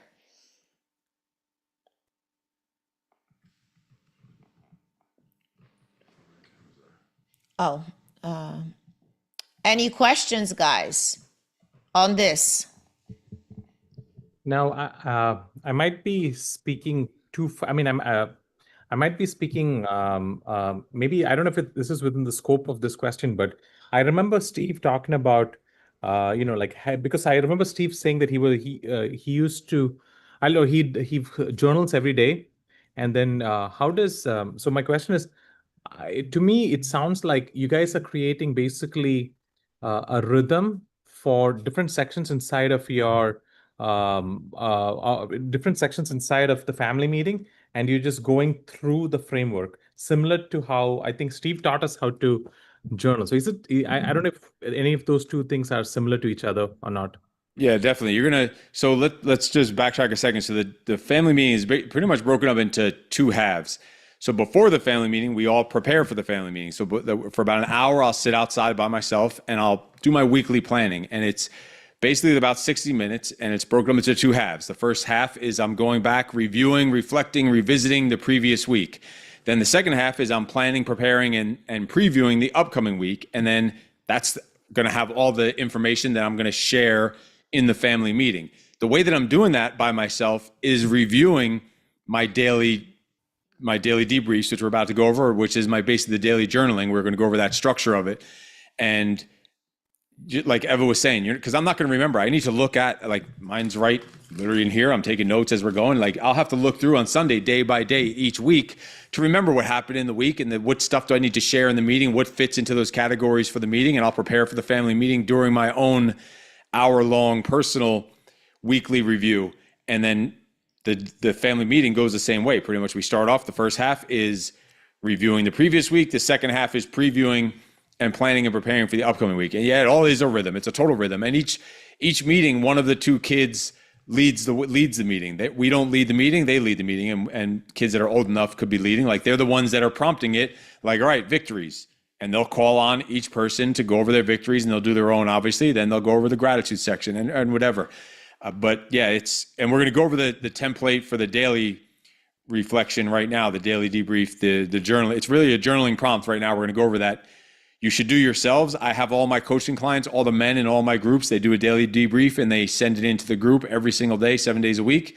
And our kids do it. They're in homeschooling. This is basically their daily homework assignment is their own journaling, their own self-reflection. And we're going to go over step by step the frameworks on how to do that. And you should be doing this yourselves every freaking day. And think of it like this. This is where chaos happens when we don't sit down, don't get the clarity of what's happening in our lives and what should be happening in the upcoming week. This is where chaos happens because we are unprepared. When did I have weeks that maybe not necessarily weeks because I've been so really disciplined about doing it, but I would miss a day. And when I would miss a day here and there, I would feel like I'm chaotic. I don't know what to do. I'm not prepared. But when you take the time to prepare, this is where your confidence raises, not only in business, but in life. And this is when you kind of create the structure of your life. And people many times will say, so you guys take so much time out of your Sunday or of your Saturday. I say, it's up to you. You can do this Friday. You can do this Saturday or Sunday. And I said, yes, because it's important. This is when you thrive. You don't just survive, you thrive as a family, because that's when you can go over the schedules. And especially that you guys have little kids, like, okay, who needs to bring kids to school? What is the structure? What are we doing in the afternoon? Like, get in details, and then the flow would be much easier than just getting each other structured day already, and then it becomes chaotic. I think that's where the communication has to happen, and it's much easier this way. And when it comes to the meetings in the beginning, she said the different types of meetings, those happen regularly also, and they should. And when we miss them, we bring them up in the weekly meeting and say, all right, we didn't have our one-on-one meetings. But you should, if you have, like, we have 2 kids, so we have the categories of meetings she said in the beginning. Each one of those has a very different dynamic. So it'll be one-on-one, basically each person one-on-one with each other. So I'll have a one-on-one meeting with my son, one-on-one meeting with my daughter, but then also a meeting with just me and the 2 kids. So that's a different dynamic than when they're separate, but it allows me just to connect with the 2 kids. And at the same time, think about it, then it gives her free time to not have to do whatever she needs to do and not be disrupted or whatever. And then she'll do the exact same types of meetings. She'll do one-on-one with each of the kids and a meeting with both of the kids. And then, of course, meetings with the whole family all together. But then also one-on-one meetings with each other as a couple in a couple of different ways. So we'll have a one-on-one meeting each week, as in a date night where it's to go and do something or whatever. And then also a one-on-one meeting for ourselves, for more, like, you can call it professional. We run most of our businesses together, so it is professional, but it could be one-on-one to just discuss whatever you need to discuss outside of date night and outside of the family meeting, but it should have a time to do that. Are there weeks where we miss them? Sure. Are there weeks where date nights come and, like, one time we had to, like, drop our RV off. We would do an RV rental business on the side where we rent our RV out, and we had to, like, go drop it off. So me and her had to go drop it off and follow in the other car, and we're driving back together in the car. And it was on, like, a Tuesday. Our date night's on Thursday. And I was like, oh, this is perfect. This, like, is replacing our date night. Now we don't have to go on the date night. So sometimes we miss things, or you try to get out of shit, but it's on the schedule. You know it's there. It's part of the rhythm. And I like Abhilash used the word rhythm a lot. That's exactly what this entire presentation really is, breaking down different rules, routines, rituals, and rhythm in business that you can translate those same rules, routines, rituals, and rhythms in the family. That's really exactly what it is. It is a rhythm. Because think about it in business. I don't know if you guys ever you work for yourself or a company, but the company would have meetings. Like maybe team leader will have a meeting with individually with each person on the team, right? And they would have a group meeting. So it's the same here. Why not to do this at home? So the kids are about to break down the daily debrief because they do the daily debrief every day, or they're supposed to, and they might miss. Really Yeah, sure. quick. When do you get the feedback from your kids? Like, when's the appropriate time for that? Like them giving you feedback. And then also, what do you do when your kids are young with short attention spans and interruptions? Like, how do you stay on track? Yeah, so the first one is the ideal time would be in the family meetings. Like if it's something that can wait till the family meeting, save it for the family meeting so we're not disrupting the rhythm of the day or the week. If it's something urgent, then they should feel safe and have enough respect and not walking on eggshells that they can give feedback to you pretty much at any time. But you might need to teach a lesson to them. Maybe they do it at the wrong time in the wrong setting. So then afterwards, you might tell them, the way you could have done it probably a little differently. Maybe take me aside. Maybe depends how it's getting done. They might need a little lesson on it because they might not have the same discernment of when to do it, and let them know take a note on it. And if it's something that can wait until the family meeting, that's the ideal time is in the family meeting. We're already in that mode. We're giving feedback already. We're having our open-minded conversations. So the family meeting would be the perfect time. But if it's something that can't wait until, let's say, Sunday, and they need to get feedback on, kind of teaching them the appropriate way of going about it and doing it and timing for it.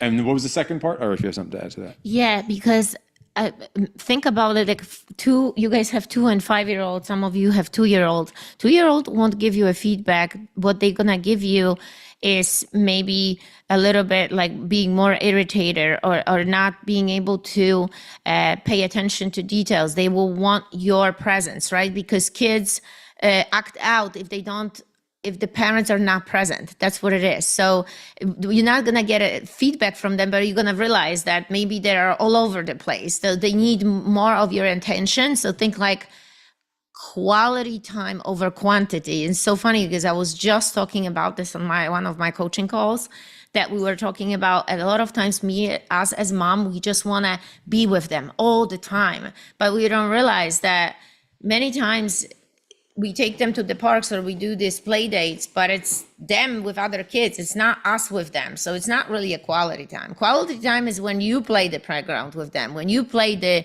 blocks with them, when you sit down and talk to them. That's a quality time. Otherwise, it's just like we've realized that we waste so much time. So I think the quality time, being present with them, sitting down on the floor and being the parent that we always wanted to be. And I think the second part of your question is about a shorter attention span. Is that what you're saying?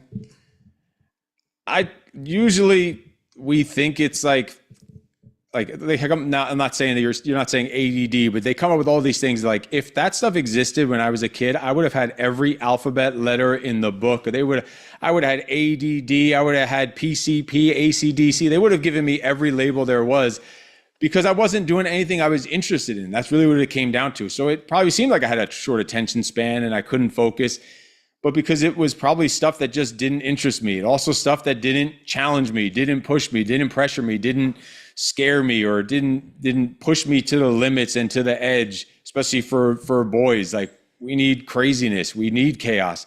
So usually it's not that they have short attention span. It's usually a lack of interest. And then also looking back, like I think every kid has short attention spans at some point. Like we just are adults, so we see it and we recognize it more, but we were exactly the same way. Like as when our kids get bad, like my kids at their worst are probably better than me ever at my best when I was younger, but now we're older and we see it. So it seems so bad and it seems like they're not paying attention. It's usually hopefully not really as bad as we think. And it's a lot of times they just need a different stimulant. They need to be challenged and pushed, and probably something that doesn't interest them. And younger kids are going to have a short attention span. It's just having patience with it and not freaking out over it, not getting frustrated with it. Go work out with them. Even the little ones, just work out and let them just be there. Let them be part of it. Just burn them out. Go get outside, take them on hikes, do adventures, do hard shit from the beginning with them.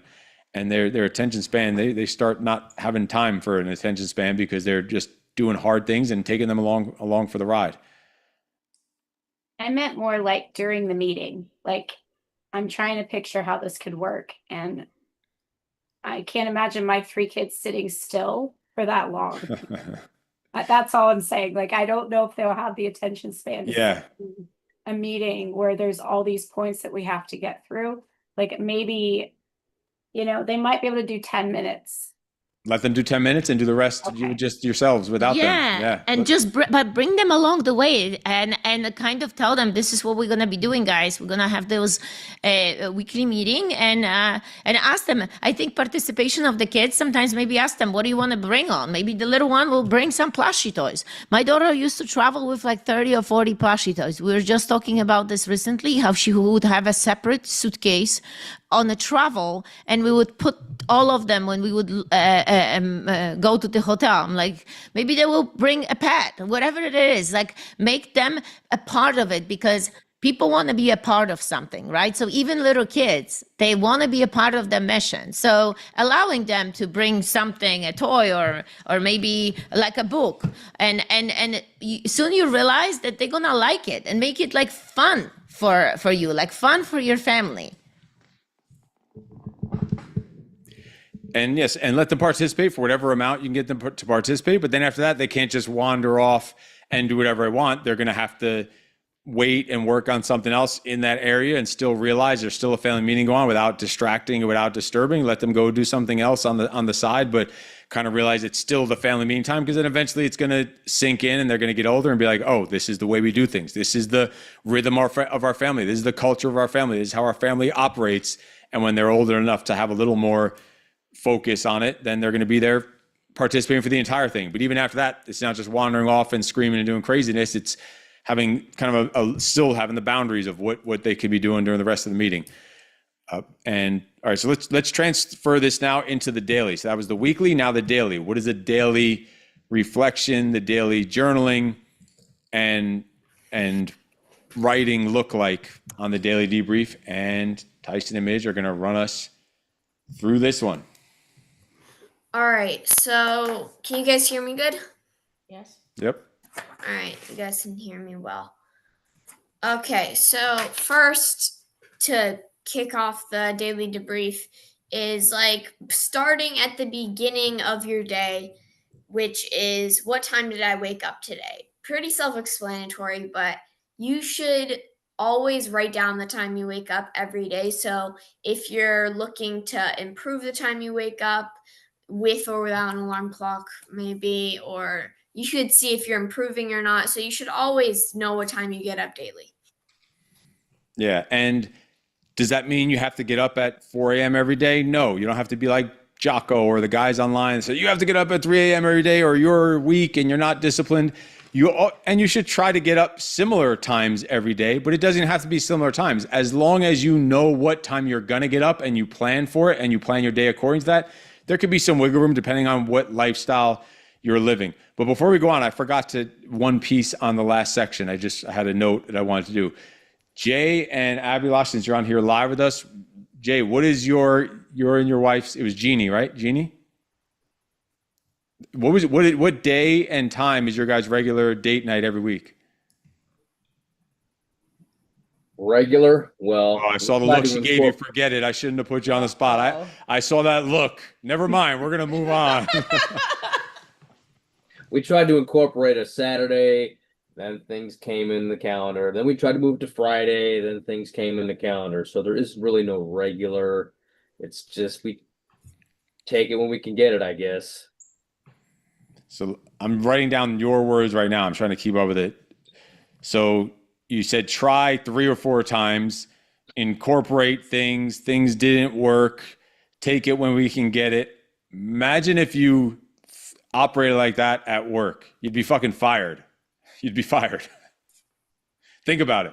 If you told your boss or you told your clients, I tried, it didn't work. I tried to get to the sales meeting Monday, it didn't work. I tried to make some sales Tuesday, it just didn't work. I tried incorporating the things you told me, but it just didn't work. I really don't have time for you, clients. I don't have time for you. I tried, but the clients, I'll deal with you. I'll take it when I can get it. You guys could take my services when you can. You'd be fired. You'd be homeless.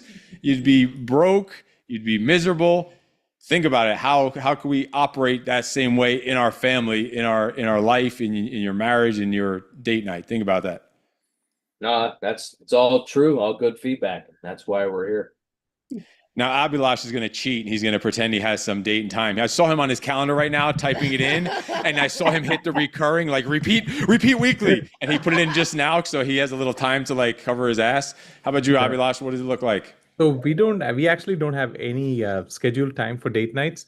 What we did yesterday or day before yesterday was the kids went to school and then I was able to work from home. So we spent some time together.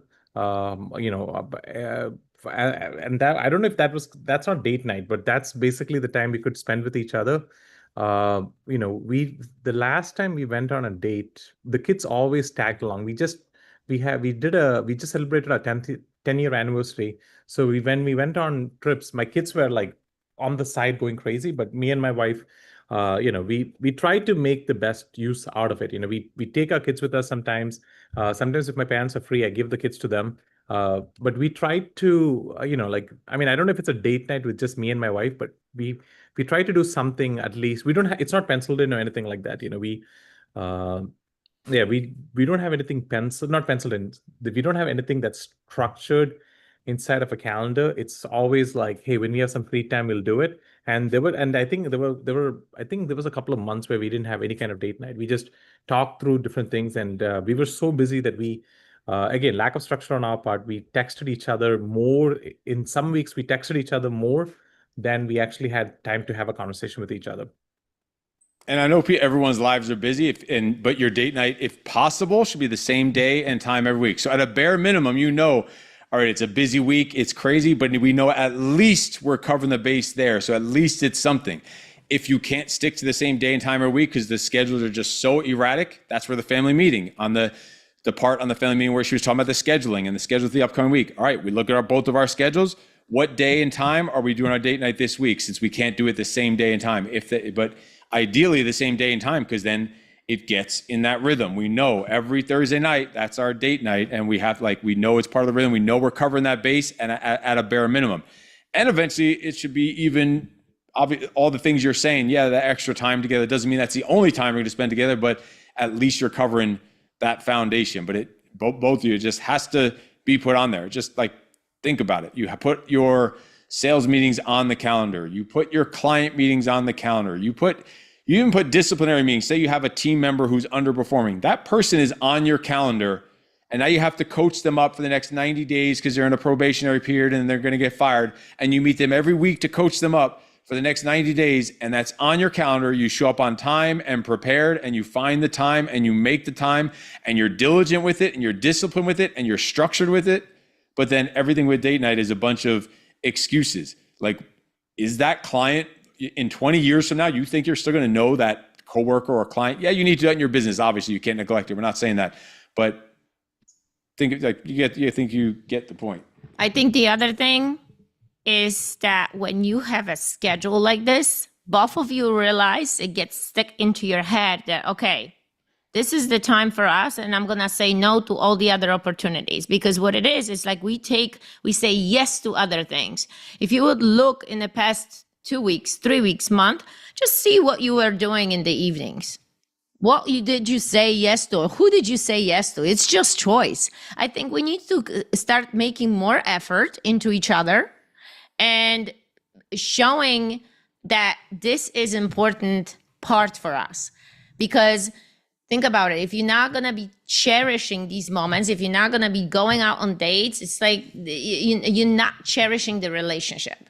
And that's where the problems occur. So let's start taking more effort. And as much as we put time to other things, we're going to think that this is important for us.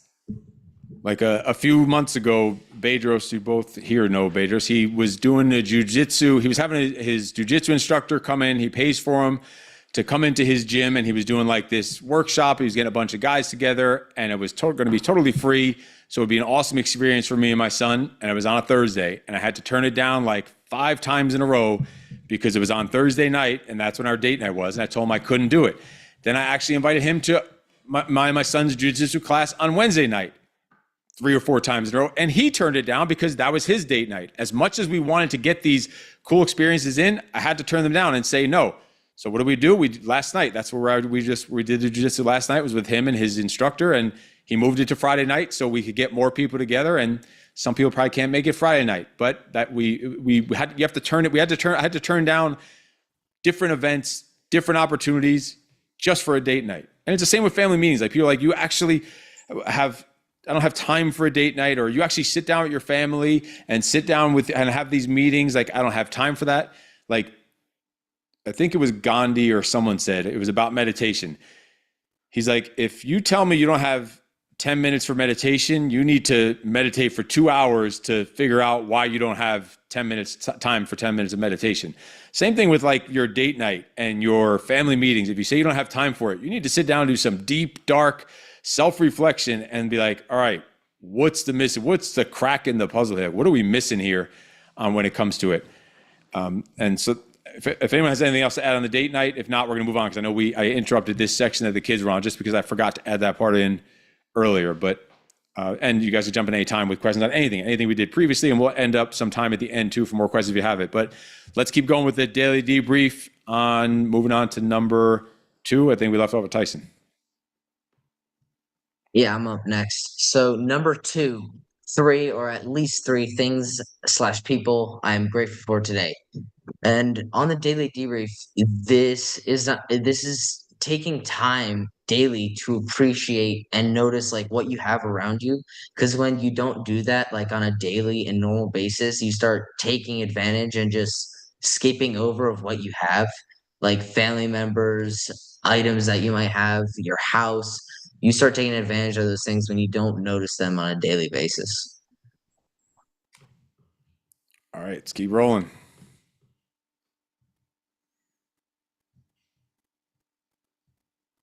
Number 3. You got to unmute. Can you guys hear me? Yes. Yes, we all good. Let's go. Okay.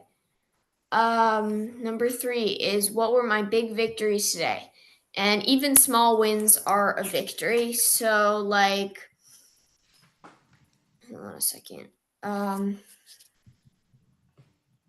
As small as your victory may be, you still have to write it down. If it was worth like spending your time on, then it's worth writing down, and you shouldn't forget it, because if you actually took the time to go and do a task, even if it was a really small task, that means that it was worth it. So, And imagine if just every day you just started off with writing down you're grateful for, writing down what your victories are. And my gratitude, I'll write down like the first 3 lines of my gratitude is all like the basic stuff that's going to be the same every day. And then I add another 2 or 3 lines of specifically that day, specific what's going on there, what I'm grateful for. But imagine you tap in to your mind on the gratitude and then the victories, you're stacking the wins and you're building momentum. Like right off the bat, like that's the first thing in the morning. Like, damn, it's hard to have a bad day after that. You start building momentum and stacking those wins. All right, let's keep this rolling. Number 4. Number 4, how did I work on my own health / self-care today? Better go to the gym. On my own debrief, I just want to say something that I have on my own debrief. For like the last 3 or 4 months, we've had this new training regimen going on, and I have 2 separate sections on my debrief of what training that I need to do today and what training I actually did today, because I take my own self-care and health and working out very seriously. So I have 2 separate big sections on my own debrief of what training I need to do and what training I actually did today. And that's just something that you should do yourself. And it also is your mental health and self-care, your emotional, your nutrition, and it's really keeping track and holding yourself accountable to end of the week, look back and be like, all right, where was my energy low throughout the day? And then you look back, you'd be like, oh, that's because I missed this, or I didn't get this amount of sleep, or whatever it is. I didn't get a workout in, or I worked out at the wrong time, or I rushed my workout, and that's why I was off. Like, it's huge to keep track of this stuff, to see where you're at the end of the week and really in life in general. Keep on rolling. can you guys hear me well? We hear you every time. All right. Number 5, what can I improve on from yesterday and what lessons did I learn yesterday? This could be anything, just something new that you never knew before, or something you learned out of a book. Maybe you made a mistake at some point during the day, and you can always learn from that. You can take a lesson out of everything. And like we were talking about earlier, you should always look for the win in something. And even if you can't find the win, you should find a lesson. So you should always be learning something every day, whether it's big or small, anything. You could always improve somehow. Yeah, like if you look at high-level boxers or athletes, they say they have the W's and L's, their wins and losses for their record. They say, I don't have any wins and losses. I only have wins and lessons. That's it. There's no such thing. They don't have any losses. Keep rolling. Today, I will not, no matter what. This is just saying what you will not do today, no matter what. Like bad habits, things that you know you're not supposed to be doing, like making excuses, blaming others, having a negative attitude, just bad habits and things that you know you're not supposed to be doing that you will not do today, no matter what, and writing those things down to hold yourself accountable for it. So something like maybe you know you have a meeting with a coworker or a meeting with a business partner, and you know they trigger you every time. Maybe you're going to remind yourself during the morning in this reflection, I will not let this person trigger me, or I will shut up and listen to what they have to say before I start responding and defending myself, or I won't check my email before 9 a.m. or whatever it is. I won't have caffeine for 2 hours after I wake up. Like things like that. It's almost setting a do not do list for the day, a list of rules or rituals for you for the day.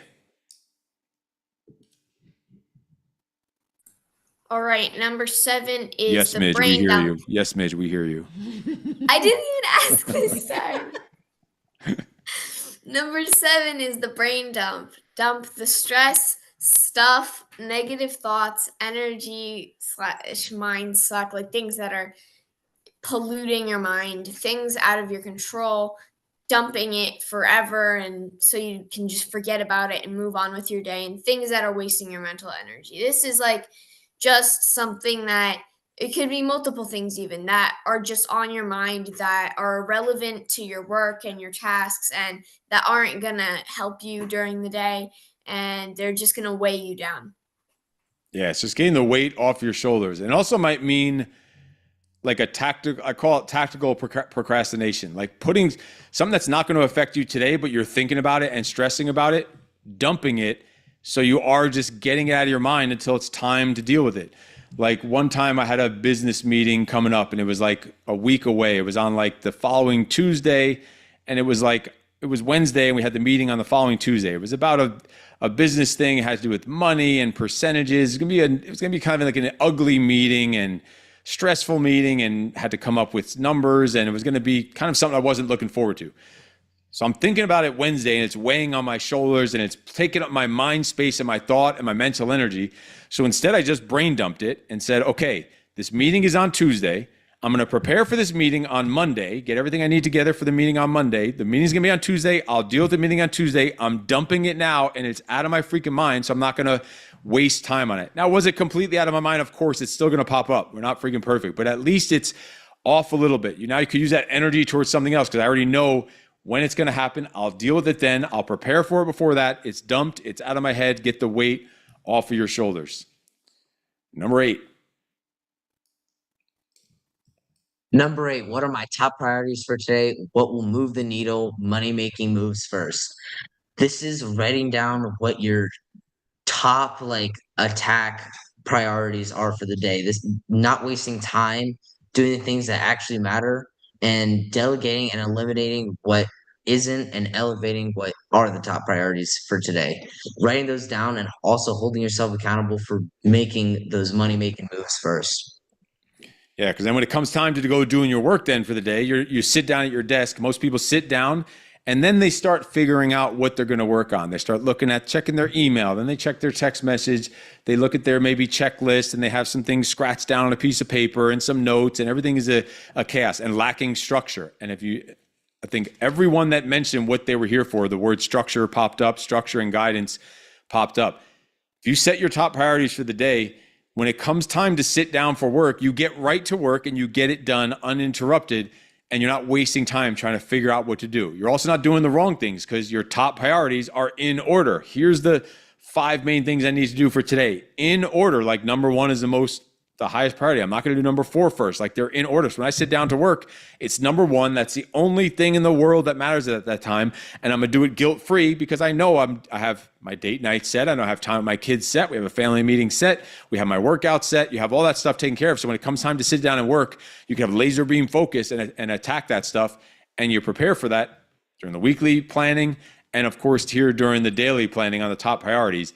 And this is like the high impact and high income making activities. Let's go to number 9. All right, so number 9 is what can I get excited about today?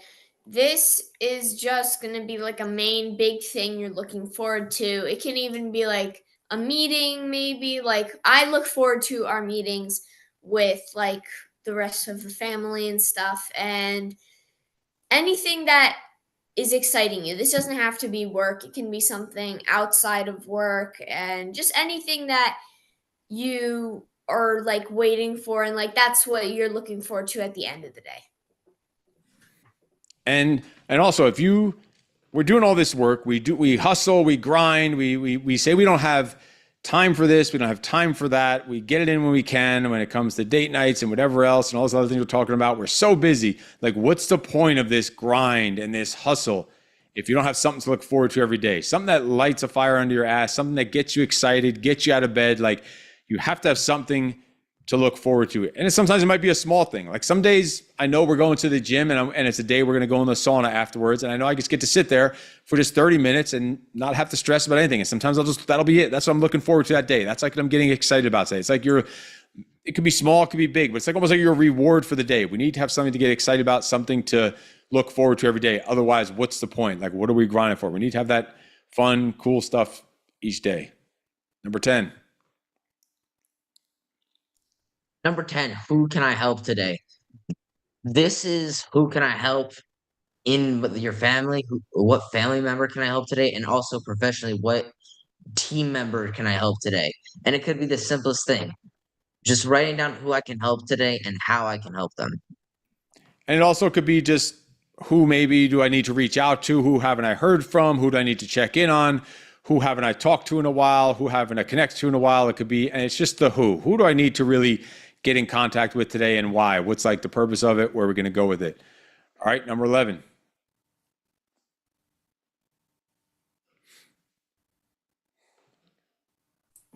All right, number 11 is what do I need help with today? And this is just like general like things, or it could be work tasks that you can't do yourself. And don't be afraid to ask like family members or other team members to help you with these tasks. And these are bigger tasks that maybe require a full like group of people to work on. So this is anything that you might need help with. And it doesn't have to be work, though. It could be outside of work, too. And don't be afraid to ask for help. Don't suffer in silence. Like, ask. Ask for freaking help. Don't be stubborn. Know what you need help with. Know who could possibly help you, and go and ask. Don't be afraid to ask. Don't hold yourself. We say all the time as men, don't suffer in silence. Number 12. Number 12, what books am I reading? This is just to review what you're reading today, your daily readers that you might have in the morning, or just what books you are reading. This is just to write them down and just give yourself a daily reminder on what you're reading and what you're supposed to be reading. And you should also make the time in the day, like we call it smart time. Like every day, some kind of reading should be getting done on a regular basis, and checking in and remembering, all right, this is what I'm reading today. So it's on your radar for that day. So you make sure you make time to get some of that self-development, some of that smart time in. And to finish off, I'm just going to wrap up this last section, is just your goals. We're just every day tapping into your personal goals, your professional goals, and your health and fitness goals. And these are your more like mid to long-term goals. These aren't like your goals for the week that you might have set during the family meeting. These are your longer goals that you're checking in with every day. Like I write down my long-term goals, personal, professional health and fitness, every single day. I've done that, I don't even know, for well over a decade. And I can't think of many of those goals that I wrote down regularly that didn't eventually happen. Sometimes they happen in weeks, months, sometimes years. And sometimes you readjust and you modify and change some goals. Some things are organic and change. So maybe though you didn't achieve those goals, but writing them down every day so they're on your radar, because then you look at your day after you're writing down these goals, like, is my day even in alignment with the goals? Then you have those family meetings. And when she was talking about the family meetings, it started off with goals. You're tapping into the family. Is the whole family in alignment with those goals? Is the work I'm doing this week in alignment with the goals? So just tapping into them every day, because if it's not in alignment with the goals, then why are we wasting time on doing it? And then it just finishes off, all right, what time am I going to sleep? So you can kind of track how much sleep you're getting, and that'll help you with what energy levels you have. And then after that is just really rating your day overall. So you give yourself a score. You know where you're at. Everything needs a score. You have to keep progress on it, check the progress on everything. And then you can see the trends for the week, giving yourself a score. At the end of the week, you're doing your weekly review to getting ready for your family meeting. You kind of see the trends of the week, what your days looked like. And then you have a little more structure and clarity on where you're going. We're going to finish up with just a real quick section, because this is just our personal family rituals. You should have your own family rituals. You should have daily family rituals. You should have weekly family rituals. You should have monthly, yearly.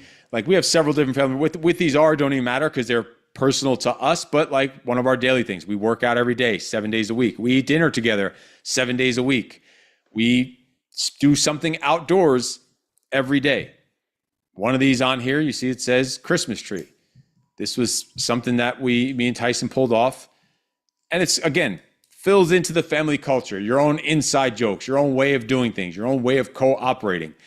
Because during Christmas time, it's my wife and daughter's job. They do all the decorating, because we don't do the decorating thing. They decorate the house. You know, you guys put that stuff all over the place and whatever. And then it was me and Tyson's job to take everything down. And the biggest pain in the ass was always taking the damn tree down and all the ornaments off and all the lights off. So we came up with this sinister plan one day, and we talked about it. And so Tyson went to my wife one day and he's like, Mom, you know how like Christmas is just once a year and everyone gets so excited and everyone's so happy and they can't wait and they're such a good mood and they have so much joy. The second she heard him say the word joy, she should have known something was up and it was pure bullshit, but he kept going with it. She's like, yes, my son, I do know. That's great. Christmas is a great time of year. He's like, yeah, imagine, Mom, if we could live every day and every day we woke up, we just felt like it was Christmas. It would be such a great energy in the house. It's like, yes, I like it. I like where you're going with this, boy. He's like, so we should just keep the Christmas tree up all year long, so it always feels like Christmas every day. She's like, this is brilliant, my son. Let's do it. We're going to do it. So we haven't had to take our Christmas tree down in we've had it up over 7 years. Our Christmas tree is up and it just stays up. And even in New York, this was before we moved to California. When we moved, it was already happening in New York. It was already up all year round. We had the guys just wrap it in like that plastic rack. They shipped it to California and it's still up now in California. So we never have to take it down. But now she's in on the scam and we may get screwed over on this, but pretty sure she caught on already. It's been 7 years. But that's just one of our own have your own way of doing things as a family, your own things that make you odd, unique, and different. There's weekly family rituals. Like each day of the week has kind of a different theme, really. Like Fridays are Freak Freedom Fridays. Suffering are Suffering Saturdays. We do a real hard, grueling outdoor workout on Saturdays. We have family meeting, the Dr. Russia and Professor Egghead. That's what the kids name their meetings with us. They name their meeting with me, Professor Egghead, and it's literally on our calendar, my Google Calendar, every freaking Wednesday, recurring says Professor Egghead. And with her, they call it Dr. Russia.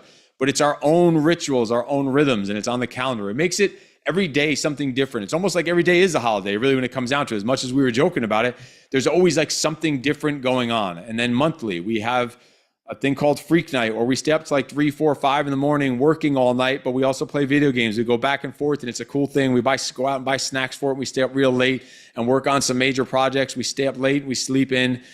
Days of going shooting, a nerd day is an education day.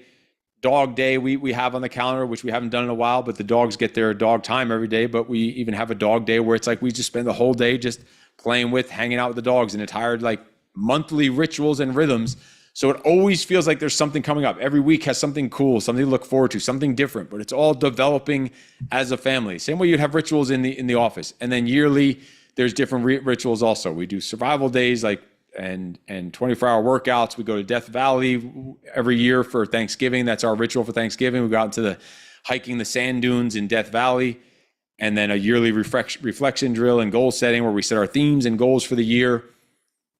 It's our rituals. It doesn't matter what. Let's just give you some examples of what some of ours are. These aren't for you to use. It's just for you to realize you should set your own rituals. And again, it all falls into the culture. Just like you have a business culture, what is your family's culture? And this is all to help you create a life you don't need a vacation from, and to live a life that people think you're lying about, and start building a legacy right now that you don't have to wait a lifetime to start living. And if you want to go deeper on this stuff, and we have I have a men's coaching group. She has a women's coaching group. A lot of the men that are in my group coach with her also, and they get 50% off when they're both in the groups. And there's tons of guys in there already, and we meet every week. We go on Zoom. We have daily interaction, daily feedback, daily accountability. All fitness and nutrition training program is all included in the program. And so if you want information about that, just send me a message. We can get you hooked up on that and tell you all about it. There's different promotions always going on, especially for people who come on the Zoom, so we can hook you up with that. But other than if you have any questions on the different coaching programs, we could do that in a second. But any questions or anything to ask about just this entire workshop, Zoom, anything that stands out, anything you need clarification on, anything you want to add in yourself, anything that works for you, what else we got? I just wanted to let you two know that I leaned over and kissed my wife because she told me this was a good idea. I'm glad we did it. So I'm just telling you, thank you. Well, thank you, guys. Awesome. Glad you got something out of it. And even though we're live on YouTube, we say if one person shows up here, I don't care. We're going to go and do it because that one person came for a reason, and we're going to do it. So that's freaking awesome. It also makes it more personal attention. Although at one point I saw Jeannie walk away and the camera centered on you for a while. I thought that after the whole date night debacle thing, she was gone. She was pissed off and left. I thought she was done with this, but glad you got something out of it. Yeah, no, doing this meeting with the kids in the background. We kicked them out of the house for the first hour and a half, but then they came back. So then it was fighting and yelling and screaming that, glad we have mute buttons. But that's part of the game. That's like, like people are like, oh, I'm sorry, the kid is screaming in the background. Like, this is about families. Everyone's been there, does that. It's like, who cares? All part of the game. Doesn't even matter. No big deal. Awesome. Any other questions or anything before we kind of wrap things up? Nothing on YouTube either. I just want to say thank you for having this. This was awesome. It reminded me of my, I think 2 years ago when we did the meeting. So if anybody is on this, I'm sure this is going to be recorded and people are going to see it in the future. 10 out of 10 would recommend Steve's coaching group, and I had it for a season, and I'm still reaping the rewards from that season. So it's been very, very foundational to a lot of things that I currently do, including the daily briefs and all these other things, which are amazing. Awesome. I'll Venmo you the $5 that we agreed upon for you to say that. Appreciate it. All right. Yeah. So if you want, you could just contact me after if you want any. And yeah, this is on YouTube, and this will go out to everyone that registered for this that couldn't make it live. There's a list of people that registered. They'll get the recording of this. So if you want information on the men's, the women's coaching program, also includes the fitness. It will be a game changer in your life, in your family, in your mindset, your fitness, your business, all areas of life. So send me a message. We can get you hooked up on that, get you up and running. If you have no other questions, thanks for jumping on. We will see you all soon. And in case no one told you yet today, you are freaking awesome, and no excuses. No excuses. Thank you so much, guys. It was awesome meeting you and spending time with you today. All right, See you thank you guys. We'll everyone talk to for you soon. joining. Thanks. Bye.